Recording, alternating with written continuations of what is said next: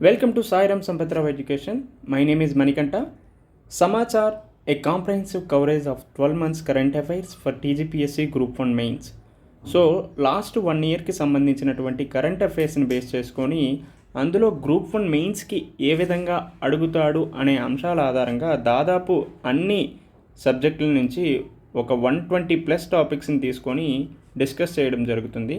So మెయిన్గా మనకి polity and governance, అదేవిధంగా ఇండియన్ సొసైటీ, అదేవిధంగా సోషల్ జస్టిస్, అలానే ఇండియన్ ఎకానమీ, అదేవిధంగా తెలంగాణ ఎకానమీ, రైట్. ఇదే కాకుండా సైన్స్ అండ్ టెక్నాలజీ, ఎన్విరాన్మెంట్ పర్స్పెక్టివ్లో మనకి కరెంట్ అఫైర్స్కి చాలా ఎక్కువగా స్కోప్ ఉంటుంది. సో ఈ విధంగా దాదాపు 120 టాపిక్స్ నుంచి 120కి పైగానే టాపిక్స్ని మనం కరెంట్ అఫైర్స్ బేస్లో గ్రూప్ 1 మెయిన్స్కి అడగడానికి ఏ విధంగా స్కోప్ ఉంది అనే అంశాన్ని గురించి మనం ఇక్కడ డిస్కస్ చేసుకుందాం, రైట్. సో ఈ కాంటెక్స్లో మనకి ప్రతిరోజు 9 గంటలకి, అదేవిధంగా 3 గంటలకి, ఈవినింగ్ 6 o'clockకి మనకి డైలీ వీడియోస్ అప్లోడ్ చేయడం జరుగుతుంది. దీనికి సంబంధించిన షెడ్యూల్ అనేది కూడా మన టెలిగ్రామ్ ఛానల్లో జరుగుతుంది, రైట్. సో మేజర్గా నేను డీల్ చేసే మెయిన్ టాపిక్ ఏంటంటే polity and governance. So polity and governance భాగంగా ఈరోజు డిస్కస్ చేసే topics national human rights commission, అదేవిధంగా యూనిఫామ్ సివిల్ కోడ్, అలానే రోల్ ఆఫ్ గవర్నర్, లాస్ట్గా పెసా యాక్ట్ 1996, రైట్. సో ఈ విధంగా ఈరోజు ఈ 4 అంశాల గురించి మేజర్గా డిస్కస్ చేసుకుందాం. సో ఇది ఓన్లీ ఇంగ్లీష్ మీడియం అనే కాకుండా తెలుగు మీడియం వాళ్ళకి కూడా చాలా వరకు యూజ్ అవుతుంది. So most of the terminologies అనేవి కూడా తెలుగులో ఉపయోగించడం జరుగుతుంది. సో మీరు కూడా శ్రద్ధగా వినండి, అది మీకు కూడా హెల్ప్ అవుతుంది. సో మేజర్గా జాతీయ మానవ హక్కుల కమిషన్ గురించి, అదేవిధంగా ఉమ్మడి పౌర స్మృతి గురించి, అలానే గవర్నర్ వ్యవస్థ గురించి, అదేవిధంగా పంచాయతీ పెసా చట్టం గురించి ఈరోజు డిస్కస్ చేయబడడం జరుగుతుంది, రైట్. ఇకపోతే ఫస్ట్ టాపిక్లోకి చూసుకుంటే NHRC, national human rights commission. So దీనికి సంబంధించి ఏ విధంగా క్వశ్చన్స్ అడిగే ఆస్కారం ఉంది, అదేవిధంగా మేజర్గా ఇందులో ఏ టాపిక్స్ని డిస్కస్ చేస్తామంటే అసలుకి హ్యూమన్ రైట్స్ అంటే ఏంటి, మానవ హక్కులు అంటే ఏంటి, అదేవిధంగా నేషనల్ హ్యూమన్ రైట్స్ కమిషన్స్ యొక్క ఫంక్షన్స్ ఏంటి, అదేవిధంగా దానికి సంబంధించిన పవర్స్ ఏంటి, సో ఏ విధంగా కాంపోజిషన్ ఉంటుంది, అదేవిధంగా దానికి సంబంధించిన ఛాలెంజెస్, ఈ ఛాలెంజెస్కి అనుగుణంగా ఏ విధమైనటువంటి మెజర్స్ని తీసుకురావడం వల్ల ఎన్హెచ్ఆర్సీని మనం మరింత దృఢంగా చేయవచ్చు అనేసి ఇక్కడ మనం మేజర్గా డిస్కస్ చేసుకుంటాం. సో ఇది ఎందుకు న్యూస్లో ఉంది అనే అంశం చూస్తుంటే NHRC celebrated it's 30th foundation day on 12th October 2023 as a reminder of its commitment to the cause of protection and promotion of human rights. So మేజర్గా ఎన్హెచ్ఆర్సీని ఏర్పాటు చేసి 30 వసంతాలు పూర్తి చేసుకున్నది. సో ఆ కాంటెక్స్లో మనం ఎన్హెచ్ఆర్సీని మనం చదవడం జరుగుతుంది. ఇదే కాకుండా ఎన్హెచ్ఆర్సీకి సంబంధించి ఫార్మర్ చైర్మన్ అయినటువంటి ఎన్హెచ్ఆర్సీకి 2018లో చైర్మన్ అయినటువంటి హెచ్ఎల్ దత్తు గారు ఎన్హెచ్ఆర్సీని టూత్లెస్ టైగర్గా అభివర్ణించడం జరిగింది. సో ఈ కాంటెక్స్ట్లో అసలు ఎన్హెచ్ఆర్సీని టూత్లెస్ టైగర్గా ఎందుకు అభివర్ణించారు అనే అంశం గురించి కూడా మనం ఛాలెంజెస్లో భాగంగా చెప్పుకోవచ్చు, right.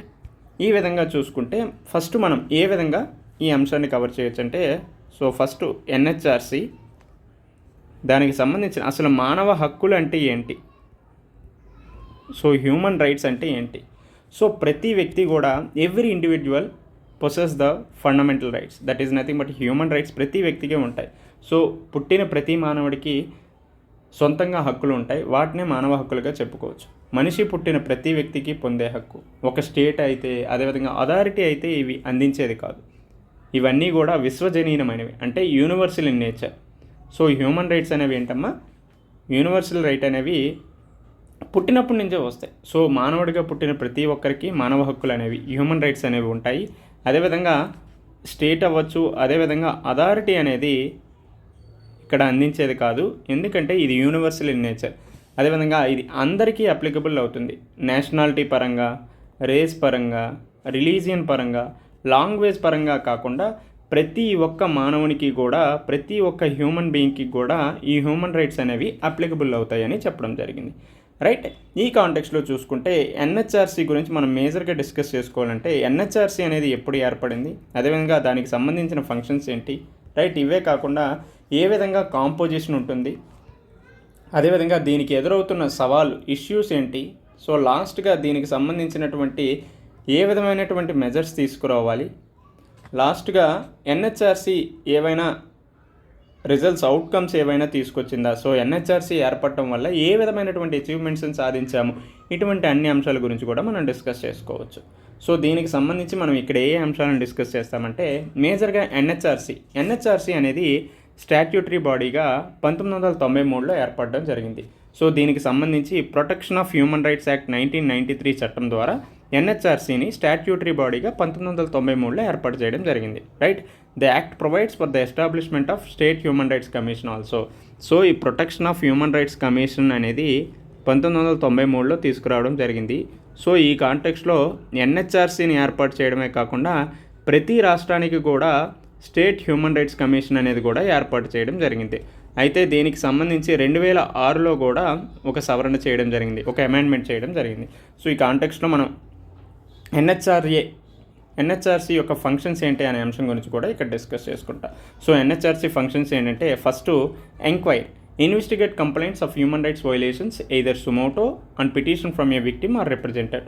So if in case ఎవరికైనా మానవ హక్కుల ఉల్లంఘన జరిగింది, హ్యూమన్ రైట్స్ వయోలేషన్స్ జరిగింది అంటే అక్కడ ఖచ్చితంగా పిటిషనర్ తరపున ఎవరైనా కంప్లైంట్ ఇచ్చినా లేదంటే సుమోటోగా తనకు తనే సొంతంగా ఆ కేసులో కూడా ఇన్వాల్వ్ అయ్యే అధికారం అయితే ఎన్హెచ్ఆర్సీకి ఉంటుందనేసి ఇక్కడ మనం ఫంక్షన్గా చెప్పుకోవచ్చు. అదేవిధంగా intervention, participate in legal proceedings concerning human rights violations with court approval. Court అప్రూవల్తో ఇఫ్ ఇన్ కేస్ ఏదైనా హ్యూమన్ రైట్స్ వయోలేషన్స్ సంబంధించిన లీగల్ ప్రొసీడింగ్స్లో కూడా ఎన్హెచ్ఆర్సీ అనేది ఇంటర్వెన్షన్ అవ్వచ్చు అని చెప్పడం జరిగింది. ఇదే కాకుండా రివ్యూ, సో కాన్స్టిట్యూషన్ అదేవిధంగా లీగల్ సేఫ్ గార్డ్కి సంబంధించిన హ్యూమన్ రైట్స్ ప్రొటెక్షన్కి సంబంధించిన కాన్స్టిట్యూషన్ అదేవిధంగా లీగల్ సేఫ్ గార్డ్కి సంబంధించిన వాటిని రివ్యూ చేయవచ్చు. అదేవిధంగా if in case human rights ప్రొటెక్షన్కి సంబంధించినటువంటి ఏవైనా మెజర్స్ అయితే వాటిని ఇంప్లిమెంటేషన్ చేయడంలో కూడా ఎన్హెచ్ఆర్సీ అనేది మేజర్ రోల్ పార్టిసిపేట్ చేస్తుంది. సో అది కూడా దానికి సంబంధించిన ఫంక్షన్గా చెప్పుకోవచ్చు. ఇది మాత్రమే కాకుండా ఇంటర్నేషనల్ హ్యూమన్ రైట్స్ ట్రీటీస్ అవ్వచ్చు, అదేవిధంగా ఇన్స్ట్రుమెంట్స్ ఏవైనా ఉంటే దాన్ని అనాలైజ్ చేసే అవకాశం కూడా ఎన్హెచ్ఆర్సీకి ఉంది. ఇది మాత్రమే కాకుండా హ్యూమన్ రైట్స్కి సంబంధించి దాంట్లో పరిశోధన, రీసెర్చ్కి సంబంధించిన దాంట్లో కూడా ప్రమోట్ చేయవచ్చు. ఇది మాత్రమే కాకుండా హ్యూమన్ రైట్స్ లిటరసీ దానికి సంబంధించి కూడా స్ప్రెడ్ చేయొచ్చు. So for example awareness related programmes ద్వారా ఈ హ్యూమన్ రైట్స్ ఏవైతే ఉన్నాయో మానవ హక్కులకు సంబంధించి ప్రమోట్ చేయవచ్చు, అదేవిధంగా స్ప్రెడ్ ఎక్స్టెన్షన్ కూడా చేయవచ్చు. ఇది మాత్రమే కాకుండా ఎన్జిఓస్ అవ్వచ్చు, సివిల్ సొసైటీ ఆర్గనైజేషన్స్ను కూడా వాళ్ళు ఏవైనా హ్యూమన్ రైట్స్కి సంబంధించి ఇనిషియేటివ్స్ తీసుకొస్తే వాళ్ళని కూడా ఎంకరేజ్ చేసేటటువంటి ఆస్కారం ఎన్హెచ్ఆర్సీకి ఉంది. సో ఈ విధంగా ఎన్హెచ్ఆర్సీ యొక్క ఫంక్షన్స్ గురించి మనం చెప్పుకుంటాం. సో ఒకటి ఎంక్వైరీ, అదేవిధంగా intervention. So if in case ఏదైనా కోర్ట్ ప్రొసీడింగ్స్ ఉంటే కోర్ట్ అప్రూవల్స్ ద్వారా మనం ఇంటర్వెన్షన్ అవ్వచ్చు. అదేవిధంగా రివ్యూ, రైట్, ఇది మాత్రమే కాకుండా స్టడీ, స్ప్రెడ్, ప్రమోట్, అదేవిధంగా last but not least encourage ఎవరికి చేస్తారు? సివిల్ సొసైటీ ఆర్గనైజేషన్కి ఎంకరేజ్ చేయడం జరుగుతుంది. సో ఈ విధంగా ఎన్హెచ్ఆర్సీ ఫంక్షన్స్ అనేవి ఉంటాయి. సో హ్యూమన్ రైట్స్ అంటే ఏంటి అనేది ఆల్రెడీ మనం డిస్కస్ చేసుకున్నాం ముందునే. సో హ్యూమన్ రైట్స్ అంటే are inherent rights that every individual possess simply by virtue of being human. So మానవుడిగా పుట్టిన ప్రతి ఒక్కరికి కూడా ఈ రైట్స్ అనేవి ఉంటాయి అనేది కామన్గా చెప్పడం జరిగింది. They are not granted by any state or authority. So ఈ మానవ హక్కులు ఏవైతే ఉన్నాయో అది స్టేట్ అవ్వచ్చు, అథారిటీ అవ్వచ్చు, అవి ప్రసాదించేవి కావు. ఎందుకంటే అవి universal and inalienable. These rights are applicable to all people. So ఇవి అందరికీ కూడా వర్తిస్తాయి. సో నేషనాలిటీ పరంగా అవ్వచ్చు, జెండర్ పరంగా అవ్వచ్చు, ఎథ్నిసిటీ పరంగా, రిలీజియన్ పరంగా, లాంగ్వేజ్ పరంగా ఆర్ ఎనీ అదర్ స్టేటస్ పరంగా కాకుండా అందరికీ కూడా అప్లికబుల్ అవుతాయి. అందుకనే ఈ ఎన్హెచ్ఎస్, ఈ హ్యూమన్ రైట్స్ ఏవైతే ఉన్నాయో వాటిని యూనివర్సల్ ఇన్ నేచర్ అని చెప్పడం జరిగింది. Right, they include fundamental principles such as right to life and extend to rights like education, work, right to health. So ఇవన్నీ కూడా హ్యూమన్ రైట్స్లో భాగంగానే ఉంటాయి అనేసి మనం చదువుకోవాలి. సో ఈ విధంగా ఇచ్చేటప్పుడు ఇఫ్ ఇన్ కేస్ ఎన్హెచ్ఆర్సీకి సంబంధించిన ఏవైనా క్వశ్చన్స్ ఇచ్చేటప్పుడు హ్యూమన్ రైట్స్ అంటే ఏంటి అనే అంశాన్ని కూడా మనం ఇంట్రడక్షన్లో చెప్పొచ్చు. సో మానవ హక్కులు అంటే ఏంటి అనే అంశం గురించి కూడా మనం ఇంట్రడక్షన్ చెప్తూ రాయొచ్చు. రైట్, అదేవిధంగా ఎన్హెచ్ఆర్సీ కాంపోజిషన్ ఏ విధంగా ఉందంటే 1+5+7. సో ఒక చైర్మన్, అదేవిధంగా 5 ఫుల్ టైమ్ మెంబర్స్, అదేవిధంగా 7 డీమ్డ్ మెంబర్స్. ఈ 7 డీమ్డ్ మెంబర్స్ ఎవరంటే NCSC, NCST, NCBC, NCW. So ఈ విధంగా నేషనల్ కమిషన్స్ ఏవైతే ఉన్నాయో ఆ 7 నేషనల్ కమిషన్కి సంబంధించిన సభ్యులందరూ, చైర్మన్స్ అందరూ కూడా ఇందులో డీమ్డ్ మెంబర్స్గా ఉంటారు. అదేవిధంగా 5 ఫుల్ టైమ్ మెంబర్సు, ఒక చైర్మన్ ఉండడం జరుగుతుంది. సో ఈ చైర్మన్ యొక్క క్వాలిఫికేషన్స్ ఏంటంటే చీఫ్ జస్టిస్ ఆఫ్ ఇండియా లేదంటే సుప్రీంకోర్టు యొక్క జడ్జిగా అయినా ఉంటే వాళ్ళని ఎన్హెచ్ఆర్సీ చైర్మన్గా నియమించడం జరుగుతుంది, సో అపాయింట్ చేయడం జరుగుతుంది.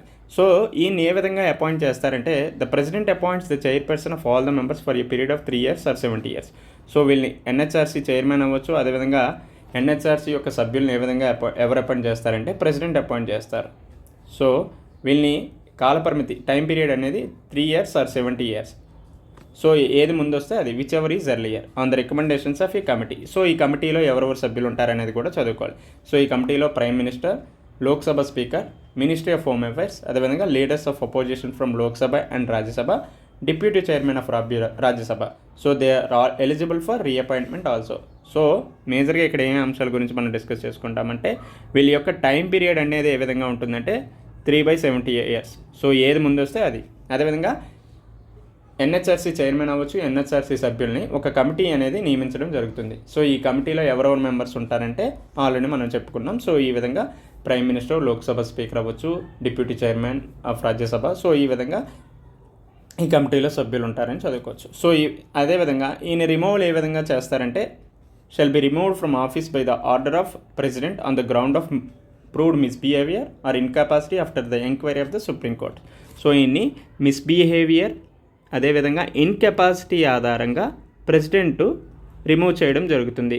సో అయితే ఈ రిమూవల్ అనేది సుప్రీంకోర్టు ఎంక్వైరీ అయిన తర్వాత ఒక కమిటీ ఒక రిపోర్ట్ అనేది ఇవ్వడం జరుగుతుంది. సో ఆ రిపోర్ట్ ఆధారంగానే మనకి ప్రెసిడెంట్ అనే ఆయన ఎన్హెచ్ఆర్సీ చైర్మన్ అవ్వచ్చు, ఎన్హెచ్ఆర్సీ సభ్యుల్ని రిమూవల్ చేయడం జరుగుతుంది. అయితే ఈ ఎన్హెచ్ఆర్సీకి ఉన్నటువంటి పవర్స్ ఏంటంటే ఆల్రెడీ మనం ఫంక్షన్స్లో ఏ అంశాలు అయితే చెప్పుకున్నామో అవన్నీ కూడా మనం ఈ పవర్స్లో కూడా చెప్పుకోవచ్చు. ఇవి మాత్రమే కాకుండా ఎన్హెచ్ఆర్సీకి సపరేట్గా ఇంకేమైనా పవర్స్ ఉన్నాయంటే ఎస్ ఉన్నాయి. ఏంటంటే summoning and enforcing witness attendance, examining them under oath, discovering and producing relevant documents. ఇవి మాత్రమే కాకుండా requisition of public records and copies from court or offices and recommend compensation for victims of human rights violations. So if in case మానవ హక్కుల ఉల్లంఘన, human rights violations అనేది ఎక్కడైనా జరిగితే దానికి సంబంధించి కాంపన్సేషన్ అనేది రికమెండ్ చేస్తుంది ఎన్హెచ్ఆర్సీ, రైట్. ఇది మాత్రమే కాకుండా సుప్రీంకోర్టు అదేవిధంగా హైకోర్టుకి హ్యూమన్ రైట్స్ ఎన్ఫోర్స్ చేయమనేసి కూడా అప్రోచ్ అయ్యే ఆస్కారం ఎన్హెచ్ఆర్సీకి ఉంది. ఇది కూడా ఎన్హెచ్ఆర్సీ యొక్క పవర్గా మనం చెప్పుకుంటాం. ఇది మాత్రమే కాకుండా సుమోటోగా కూడా ఇఫ్ ఇన్ కేస్ ఎక్కడైనా హ్యూమన్ రైట్స్ వైలేషన్స్ జరిగితే అక్కడ సుమోటో కూడా తీసుకునే అధికారం ఉంది. కేవలం కంప్లైంట్స్ వస్తేనే తీసుకోదు, ఈవెన్ సుమోటో అధికారాలు కూడా ఎన్హెచ్ఆర్సీకి ఉందనేసి మనం ఇక్కడ చదువుకుంటాం. అయితే ఈ విధంగా ఎన్హెచ్ఆర్సీ పవర్స్ అవ్వచ్చు, ఎన్హెచ్ఆర్సీ ఫంక్షన్స్ చూస్తుంటే ఎన్హెచ్ఆర్సీ అనేది చాలా పవర్ఫుల్ ఆర్గనైజేషన్స్ అనేది మనకు తెలుస్తుంది. అయితే 2018లో ఎన్హెచ్ఆర్సీ చైర్మన్గా వ్యవహరించినటువంటి హెచ్ఎల్ దత్తు గారు ఏమన్నారంటే ఈ ఎన్హెచ్ఆర్సీ అనేది ఒక టూత్లెస్ టైగర్ అని చెప్పడం జరిగింది. సో ఎందుకు అసలు టూత్లెస్ టైగర్గా చెప్పడం జరిగిందంటే దానికి సంబంధించి మనం ఛాలెంజెస్ని డిస్కస్ చేసుకోవాల్సిన అవసరం ఉంది. సో ఎందుకు ఎన్హెచ్ఆర్సీ అనేది ఒక టూత్లెస్ టైగర్గా ఉంది? First, limited resource and staff. So resources అనేవి తక్కువగా ఉండడం, అదేవిధంగా స్టాఫ్ కూడా తక్కువగా ఉండటం వల్ల ఎన్హెచ్ఆర్సీ అనేది అదేవిధంగా ఎస్హెచ్ఆర్సీ అనేవి పనితీరు అనేది చాలా తక్కువగా ఉంటుంది. సో దీనివల్ల ఏమవుతుందంటే ఎఫిషియన్సీ అనేది చాలా తక్కువగా ఉంది. ఫర్ ఎగ్జాంపుల్గా స్టేట్ హ్యూమన్ రైట్ కమిషన్స్ అనేవి చాలా వరకు పొజిషన్స్ ఏవైతే చైర్మన్ అవ్వచ్చు, ఇటు మెంబర్స్ ఎవరైతే ఉన్నారో చాలా వరకు వేకెన్సీ ఉన్నాయి. ఇది మాత్రమే కాకుండా ఫర్ ఎగ్జాంపుల్ పంజాబ్ ఎస్హెచ్ఆర్సీలో అయితే 91% వేకెన్సీ స్టాఫ్ అనేది ఉంది. సో ఈ విధంగా చూస్తుంటే ఎస్హెచ్ఆర్సీ అవ్వచ్చు, ఈ విధంగా ఎన్హెచ్ఆర్సీ అనేది ఏ విధంగా రీసోర్సెస్ స్కేర్సిటీ ఉన్నదని అర్థమవుతుంది. ఇది మాత్రమే కాకుండా వర్క్లోడ్ అవ్వచ్చు, అదేవిధంగా బ్యాక్లాగ్స్ కేసెస్ కూడా చాలా ఎక్కువగా ఉన్నాయి. While the commission claims to have resolved over 8.5 lakhs cases from 2010 నుంచి 2020 వరకు దాదాపు 8.5 లక్షల కేసులని రిజాల్వ్ చేసిందని చెప్తుంది. అయితే ఈ రిజాల్వ్ చేసిన దాంట్లో దాదాపు 53% వర్ డిస్మిస్డ్ ఇన్ లైమెంట్. సో ఏం చేసిందంటే టెక్నికల్ గ్రౌండ్స్ ఆధారంగా ఈ కేసులన్నింటినీ కూడా కొట్టివేయడం జరిగింది. సో ఈ టెక్నికల్ ఆధారంగా కొట్టేసిన 53% కేసులను కూడా ఇందులో యాడ్ చేసింది. సో ఈ విధంగా హెవీ వర్క్ లోడ్ అవ్వడం, అదేవిధంగా బ్యాక్లాగ్ కేసెస్ కూడా ఉండటం అనేది ప్రధానమైనటువంటి ఛాలెంజ్గా మనం చెప్పుకోవచ్చు. ఇది మాత్రమే కాకుండా limited availability to enforce recommendations. So NHRC అనేది చాలా వరకు రికమెండేషన్స్ చేస్తుంది, బట్ ఈ రికమెండేషన్స్ అనేవి ప్రభుత్వం తీసుకుంటుంది, లేకపోతే తీసుకోవట్లేదు. సో ఈ విధంగా ఎబిలిటీ అనేది ఎక్కువగా ఉండట్లేదు. So if in case recommendations ఎంత బాగా చెప్తున్నప్పటికీ కూడా ప్రాపర్గా గవర్నమెంట్స్ అనేవి తీసుకోవట్లేదు. సో దీనివల్ల ఏమవుతుంది, it hampers the effectiveness of the body. So దీనివల్ల ప్రభావవంతమైన బాడీ ఏదైతే ఉందో దాని పనితీరు అనేది దెబ్బతింటుంది. ఇది మాత్రమే కాకుండా ఇన్వెస్టిగేషన్ మెకానిజం. సో ప్రాపర్గా ఎన్హెచ్ఆర్సీ అనేది ఇన్వెస్టిగేషన్ చేస్తే ఖచ్చితంగా అక్కడ హ్యూమన్ రైట్స్ అనేవి ఎన్హాన్స్ అవుతాయి. కాకపోతే ఇక్కడ ఇన్వెస్టిగేటివ్ మెకానిజం ఇవన్నీ కూడా ఎన్హెచ్ఆర్సీ ఎక్కువగా సెంట్రల్ అదేవిధంగా స్టేట్ గవర్నమెంట్స్ మీద ఆధారపడుతుంది. సో ఈ విధంగా చూసుకుంటే ఇండిపెండెంట్ ఇన్వెస్టిగేషన్ మెకానిజం అనేది కూడా ఇక్కడ చాలా వరకు దెబ్బతింటుంది. సో ఇది కూడా ప్రధానమైనటువంటి సమస్యగా చెప్పుకోవచ్చు. అదేవిధంగా లిమిటెడ్ జ్యూరిస్డిక్షన్. సో దీని యొక్క జ్యూరిస్డిక్షన్ కూడా చాలా లిమిటెడ్గా ఉన్నది. ఎందుకంటే 1 year కంటే ముందు జరిగిన కేసులతో ఎన్హెచ్ఆర్సీకి ఎటువంటి ప్రమేయం ఉండదు. సో 1 year యొక్క కాల పరిమితులు ఇఫ్ ఇన్ కేసు ఏవైనా కేసులు జరిగితే వాటి మీద అధికారం అనేది ఎన్హెచ్ఆర్సీకి ఉంటుంది. ఫర్ ఎగ్జాంపుల్ 2024 కాబట్టి 2023 వరకు జరిగిన కేసుల్లో మాత్రమే ఎన్హెచ్ఆర్సీ అనేది ఇంటర్ఫీర్ అవ్వగలదు. ఇఫ్ ఇన్ కేస్ 22లో ఏదైనా కేసులు జరిగింది అనుకో, if in case human rights commission దగ్గరికి వెళ్ళి మనం కంప్లీట్ చేసినా అవి తీసుకోవడం జరగదు. ఎందుకంటే లిమిటెడ్ జ్యూరిస్డిక్షన్ అనేది ఉండటం. ఇది మాత్రమే కాకుండా restricted powers regarding armed forces. అదేవిధంగా ఆర్మడ్ ఫోర్సెస్కి సంబంధించిన దాంట్లో కూడా వీటికి చాలా రిస్ట్రిక్టెడ్ పవర్స్ ఉన్నాయి. ఇది మాత్రమే కాకుండా చాలా వరకు లిమిటెడ్ రిసోర్స్ స్టాఫ్ అవ్వచ్చు. ఈవెన్ సుమోటో అధికారాలు ఉన్నప్పటికీ కూడా పొలిటికల్గా ఇంటర్ఫీరెన్స్ అనేది కూడా ఎక్కువగా ఉంటుంది. పొలిటికల్ బర్డెన్ అవ్వచ్చు, పొలిటికల్ ఇంటర్ఫీరెన్స్ కూడా ఎక్కువగా ఉండటం వల్ల ఎన్హెచ్ఆర్సీ యొక్క పనితీరు దెబ్బతినొచ్చు. ఎందుకు అంటే రీసెంట్గా కోల్కతాలో రేప్ కేసు ఇన్సిడెంట్ జరిగితే అది చాలా హ్యూమన్ రైట్స్ వైలేషన్ జరిగిందని మన అందరికీ తెలుసు. బట్ ఎందుకు ఇప్పటి వరకు కూడా ఎన్హెచ్ఆర్సీ అనేది ఇంటర్ఫీర్ అవ్వట్లేదు? సో ఈ విధంగా చూసుకుంటే ఎన్హెచ్ఆర్సీ అనేది ఒక టూత్లెస్ టైగర్గానే ఉందనేసి మనకు అర్థమవుతుంది కదా. సో ఈ విధంగా ఛాలెంజెస్ మనం చెప్పేటప్పుడు ఎన్హెచ్ఆర్సీ అనేది ఒక టూత్లెస్ టైగర్గా ఉంది అనేసి మనం చెప్పుకోవచ్చు, రైట్? ఈ విధంగా ఛాలెంజెస్ చెప్పిన తర్వాత సో ఏ విధమైనటువంటి అంశాలు తీసుకురావడం వల్ల సో ఏ విధమైనటువంటి రిఫార్మ్స్, ఏ విధమైనటువంటి సంస్కరణలు తీసుకురావడం వల్ల ఎన్హెచ్ఆర్సీని మనం బలోపేతం చేయవచ్చు అనేది మనం ఇక్కడ మళ్ళీ డిస్కస్ చేయాల్సిన అవసరం. సో ఏవైతే మనం ఛాలెంజెస్లో చెప్పామో అవన్నీ కూడా రిఫార్మ్స్ తీసుకురావడం వల్ల చెప్తే సరిపోతుంది. For example independent investigation mechanism లేదు అని చెప్పాం. సో ఈ విధంగా ఇండిపెండెంట్ ఇన్వెస్టిగేషన్ మెకానిజం అనేది ఉండటం వల్ల ఎన్హెచ్ఆర్సీ అనేది ఎటువంటి పొలిటికల్ ఇంటర్ఫీరెన్స్ అవ్వచ్చు, ఎటువంటి ఇంటర్డిపెండెంట్గా ఉండకుండా ఇండిపెండెంట్గా వ్యవహరించే ఆస్కారం ఉంది. అదేవిధంగా ఎన్హెచ్ఆర్సీ స్టాఫ్ మెంబర్స్ ఎవరైతే ఉన్నారో వాళ్ళకి సంబంధించి కెపాసిటీ బిల్డింగ్ మెజర్స్ని కూడా తీసుకురావచ్చు. సో సామర్థ్యపరమైనటువంటి నిర్వహణ తీసుకురావడం వల్ల కూడా అక్కడ హ్యూమన్ రైట్స్ అనేవి ఎన్హాన్స్ అవుతాయి. At the same time political interference కూడా తగ్గించాలి. సో ఈ విధంగా పొలిటికల్ ఇంటర్ఫీరెన్స్ తగ్గినప్పుడే ఎన్హెచ్ఆర్సీ అనేది ఇండిపెండెంట్గా తయారవుతుంది. ఇది మాత్రమే కాకుండా ప్రస్తుతం ఏవైతే ఎమర్జింగ్ హ్యూమన్ రైట్స్ ఛాలెంజెస్ ఉన్నాయో వాటన్నిటిని కూడా అడ్రస్ చేయాలి. సో రీసెంట్గా కోల్కతా ఇన్సిడెంట్ అవ్వచ్చు, ఈ విధంగా ఏవైతే నేషనల్ పరంగా హాట్ టాపిక్ కాంట్రవర్షియల్గా ఉన్నాయో వాటిలో కూడా ఎన్హెచ్ఆర్సీ ఇంటర్ఫియర్ అయ్యి అక్కడ హ్యూమన్ రైట్స్ని కాపాడాల్సిన బాధ్యత ఎన్హెచ్ఆర్సీకే ఉంది. సో ప్రభుత్వాలు తప్పు చేయొచ్చు, కానీ వీటన్నిటిని సరిదిద్దే అధికారం క్వాజీ అదేవిధంగా కాన్స్టిట్యూషనల్ బాడీస్కే ఉంది. కాబట్టి అక్కడ ఖచ్చితంగా వీళ్ళు చొరవలు తీసుకోవాల్సిన అవసరం ఉంది. ఇది మాత్రమే కాకుండా సివిల్ సొసైటీ ఆర్గనైజేషన్స్ ఏవైతే ఉన్నాయో వాటితో కూడా కొలాబరేషన్ అనేది ఏర్పరచుకోవాలి. At the same time human రైట్స్కి సంబంధించి అవేర్నెస్ ప్రోగ్రామ్స్ను కూడా కండక్ట్ చేసినప్పుడే ఖచ్చితంగా అక్కడ హ్యూమన్ రైట్స్ అనేవి ఎన్హాన్స్ అవుతాయి. సో ఈ విధంగా రిఫార్మ్స్ గురించి మనం చెప్పుకుంటాం, రైట్? అదేవిధంగా కొన్ని ఇంపార్టెంట్ ఈవెంట్స్ చూసుకుంటే ఎన్హెచ్ఆర్సీ అనేది ఏ విధంగా అచీవ్మెంట్స్ చేసింది. సో గత 30 సంవత్సరాల్లో ఎన్హెచ్ఆర్సీ ఏ విధమైనటువంటి అచీవ్మెంట్స్ తీసుకొచ్చిందంటే మేజర్గా 22 లక్షల కేసుల వరకు, దాదాపు 22 lakhs కేసెస్ వరకు రిజాల్వ్ చేయడం జరిగింది. ఇది మాత్రమే కాకుండా recommended monetary reliefs exceeding 230 crores for victims of human rights violations and advocated amendments in 97 discriminatory laws.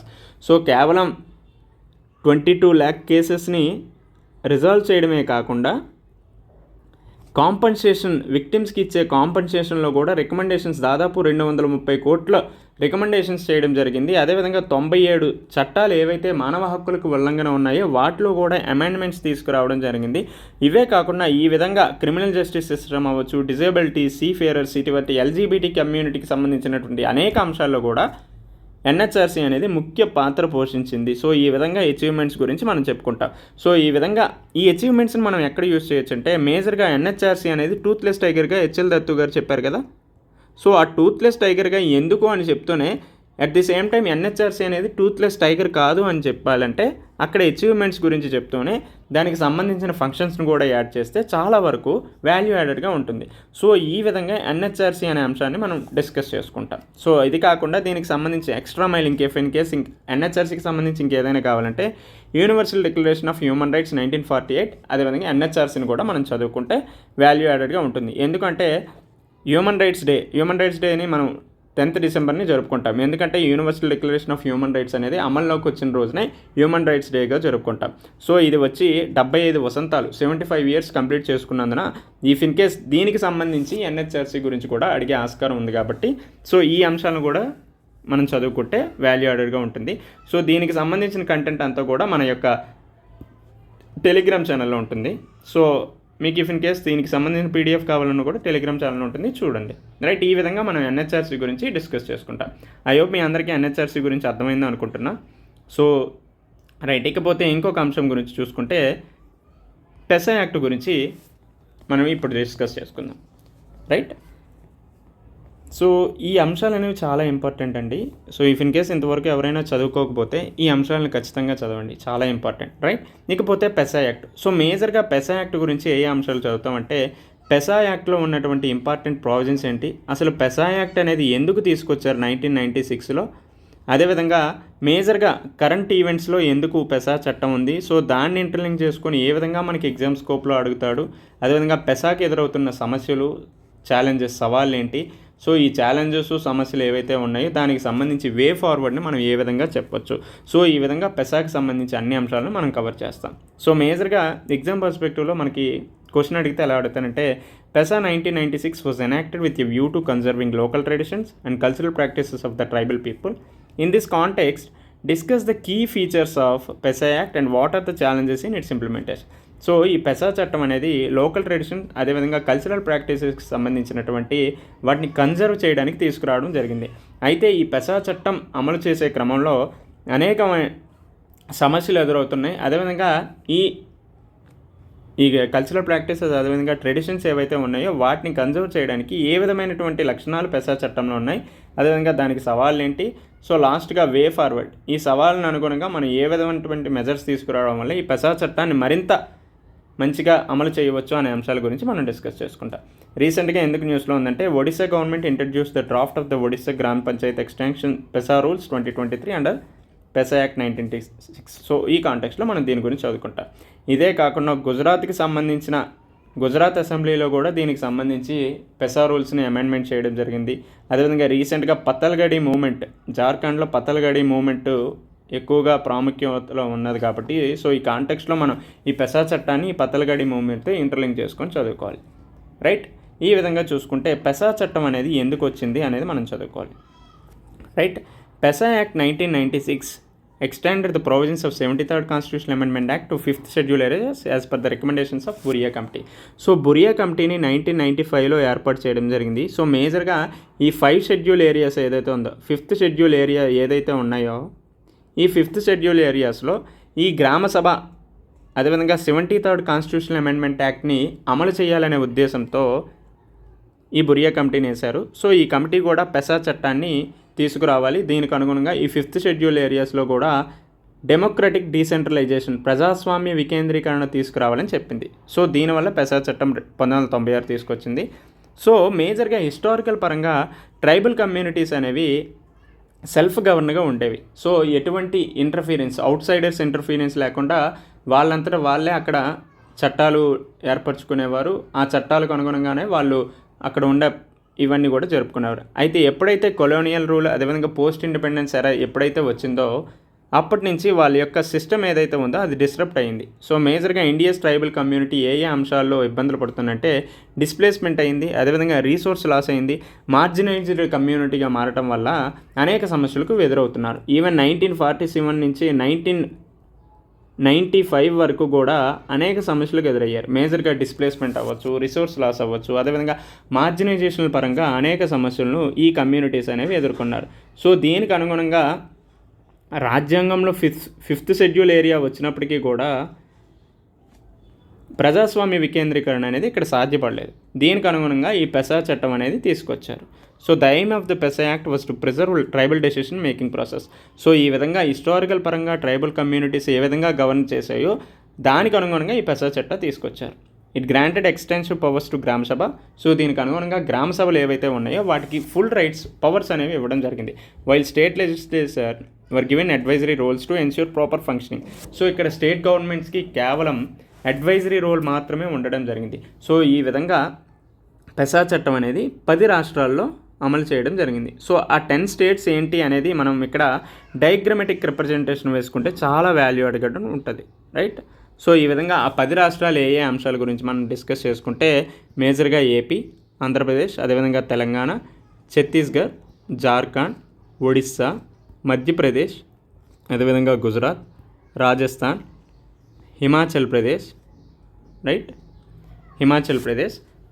అయ్యో పన్నీ అయిపోయి అనుకుంటున్నా. 1 2 3 4 5 6 7 8 9 హిమాచల్ ప్రదేశ్. లాస్ట్గా ఏం చెప్పుకుంటాం, మహారాష్ట్ర.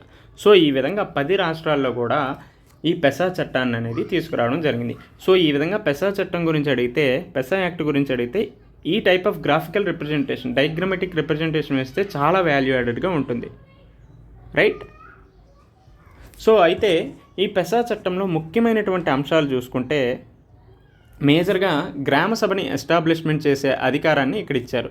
సో మేజర్గా ఎస్టాబ్లిష్మెంట్ ఆఫ్ గ్రామ సభ. సో ఇందులో భాగంగా ఈ గ్రామ సభ ఎస్టాబ్లిష్మెంట్ వల్ల కమ్యూనిటీ పార్టిసిపేషన్ అనేది ఎక్కువగా పెరుగుతుంది. సో దీనివల్ల ఏమవుతుంది, మేజర్గా ఈ గ్రామ సభలు అనేవి ఇక్కడ రెస్పాన్సిబుల్గా ఉంటాయి. ఏ ఏ అంశాల్లో ప్రాజెక్ట్ ఐడెంటిఫికేషన్ అవ్వచ్చు, అదేవిధంగా ప్లాన్ ప్రిపరేషన్ పరంగా, అదేవిధంగా ఆ ప్లాన్ ప్రిపరేషన్తోనే కాకుండా ప్లాన్ ఇంప్లిమెంటేషన్లో కూడా ఈ గ్రామ సభలు అనేది ముఖ్యమైనటువంటి అధికారాలను కలిగి ఉంటుంది. సో దీనివల్ల ఏమవుతుందంటే అవుట్ సైడర్స్ యొక్క ఎక్స్ప్లోయిటేషన్ అవ్వచ్చు, అవుట్ సైడర్స్ యొక్క ఇంటర్ఫీరెన్స్ అనేది తగ్గించవచ్చు. సో ఈ విధంగా గ్రామ సభలకు అధికారాలని ఎక్కువగా ఇవ్వడం జరిగింది. సో మేజర్గా గ్రామ సభల వల్ల కమ్యూనిటీ పార్టిసిపేషన్ పెరుగుతుంది. అదేవిధంగా ఈ గ్రామ సభలే ప్రాజెక్ట్ ఐడెంటిఫికేషన్ అవ్వచ్చు, అదేవిధంగా ప్లాన్ ప్రిపరేషన్ అవ్వచ్చు, అదేవిధంగా ప్లాన్ ఇంప్లిమెంటేషన్లో ముఖ్య భూమిక పోషించడం వల్ల ట్రైబల్లో అవుట్ సైడర్స్ యొక్క ఎక్స్ప్లోయిటేషన్, అదేవిధంగా ఇంటర్ఫియరెన్స్ అనేది తగ్గించవచ్చు, రైట్. ఇదే కాకుండా విలేజ్ లెవెల్లో కూడా ఇన్స్టిట్యూషన్స్ని ఏర్పాటు చేయడం జరిగింది. సో మనకి 73rd కాన్స్టిట్యూషనల్ అమెండ్మెంట్ యాక్ట్లో ఏవైతే 3 టైర్ పంచాయతీ ఉన్నాయో అక్కడ ఉన్న 3 టైర్ పంచాయతీ వ్యవస్థని ఈ పెసా చట్టం ద్వారా ఈ షెడ్యూల్ ఏరియాస్లో కూడా కల్పించడం జరిగింది.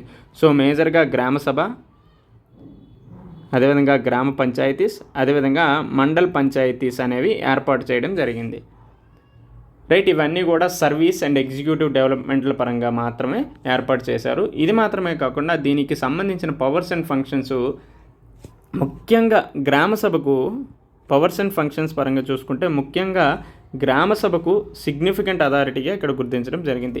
సో ఈ గ్రామ సభే అక్కడ న్యాచురల్ రిసోర్సెస్ని మేనేజ్ చేయడం జరుగుతుంది. సో అక్కడ natural resources jal, jangal, zameen and environmental protection and economic రెగ్యులేషన్స్ని పూర్తిగా గ్రామ సభే కంట్రోల్లో ఉంటుంది, గ్రామ సభే రెగ్యులేట్ చేస్తుంది, గ్రామ సభకే అంతిమాధికారాలు కూడా ఉంటాయి ఈ పెసా చట్టం ద్వారా. అండ్ ఆల్సో పెసా గ్రాంట్స్ గ్రామ సభ authority to regulate local economies including village markets and money lending to tribal areas. So ఈ విధంగా గ్రామ సభకు అనేది ఇటు ఎకానమీ పరంగా, అటు న్యాచురల్ రిసోర్సెస్ పరంగా కూడా అధికారాలు ఇవ్వడం జరిగింది. And also it establishes measures to halt unlawful land alienation and restore tribal lands if necessary. So ఈ విధంగా అవుట్ సైడర్స్ యొక్క ఇంటర్ఫీరెన్స్ కూడా ఈ గ్రామ సభలు అనేవి తగ్గించడం జరుగుతుంది. సో ఈ విధంగా పవర్స్ అండ్ ఫంక్షన్స్ కూడా ఇచ్చారు. At the same time if in case ఏవైనా డెవలప్మెంటల్ ప్రాజెక్ట్స్, అదేవిధంగా డెవలప్మెంట్ యాక్టివిటీస్ ఈ షెడ్యూల్ ఏరియాస్లో తీసుకురావాలంటే అక్కడ ఖచ్చితంగా గ్రామ సభ యొక్క కన్సల్టేషన్ అనేది ఉండాలనే నిబంధన కూడా ఇందులో తీసుకొచ్చారు. ఇది మాత్రమే కాకుండా స్టేటు, అదేవిధంగా యూనియన్ గవర్నమెంట్స్ ఇక్కడ ఫంక్షన్స్ని ప్రాపర్గా రన్ చేయడానికి ఫైనాన్షియల్ సపోర్ట్స్ని కూడా అందించాలి. సో ఈ విధంగానే మనం 15th ఫైనాన్స్ కమిషన్లో ప్రాపర్గా చదువుకుంటాం. సో ఈ 15th ఫైనాన్షియల్ కమిషన్ అటు రూరల్ అవ్వచ్చు, ఇటు అర్బన్ లోకల్ గవర్నమెంట్స్కి ఏ విధంగా ఫండ్స్ ఎలొకేషన్ ఇచ్చాయి, సో ఆ ఫండ్స్ ఎలొకేషన్ ఈ 5th షెడ్యూల్ ఏరియాస్లో ఏ విధంగా ఉంది, సో ఈ అంశాలన్నింటిని గురించి కూడా మనం రాబోయే వీడియోలో మనం చదువుకుందాం, రైట్. ఇక ఇదే కాకుండా protection of traditional rights. So అక్కడ traditional rights like tribal traditional rights over natural resources like land, water, forest produce. It respects customer laws, social practice and resource management. So ఈ విధమైనటువంటి అన్ని అంశాల్లో కూడా ప్రొటెక్షన్ అనేది ఈ పెసా చట్టం ఇవ్వడం జరిగింది, రైట్. ఇది మాత్రమే కాకుండా కల్చరల్ అండ్ సోషల్ ప్రొటెక్షన్లో భాగంగా కూడా ఈ పెసా చట్టం అనేక అంశాలను తీసుకురావడం జరిగింది.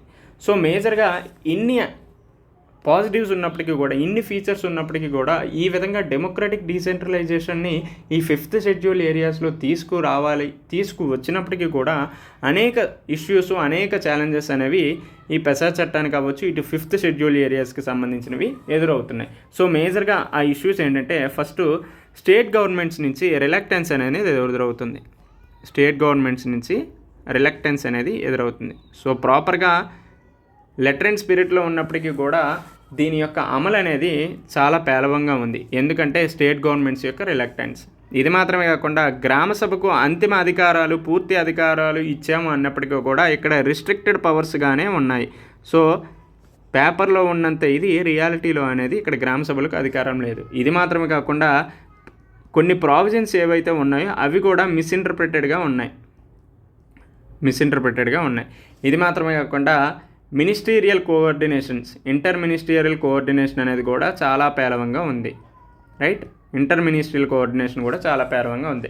సో మేజర్గా చెప్పాలి అంటే ఇటు ట్రైబల్ పరంగా వచ్చేటప్పుడు అక్కడ పంచాయతీ మినిస్ట్రీ అవ్వచ్చు, అదేవిధంగా రూరల్ డెవలప్మెంట్ మినిస్ట్రీ అవ్వచ్చు, ఇటు ట్రైబల్ మినిస్ట్రీ, ఈ మూడింటి మినిస్ట్రీల మధ్య ఎటువంటి కోఆర్డినేషన్ లేకపోవడం వల్ల ఈ పెసా చట్టం అనేది ప్రాపర్గా రన్ అవ్వటం లేదు.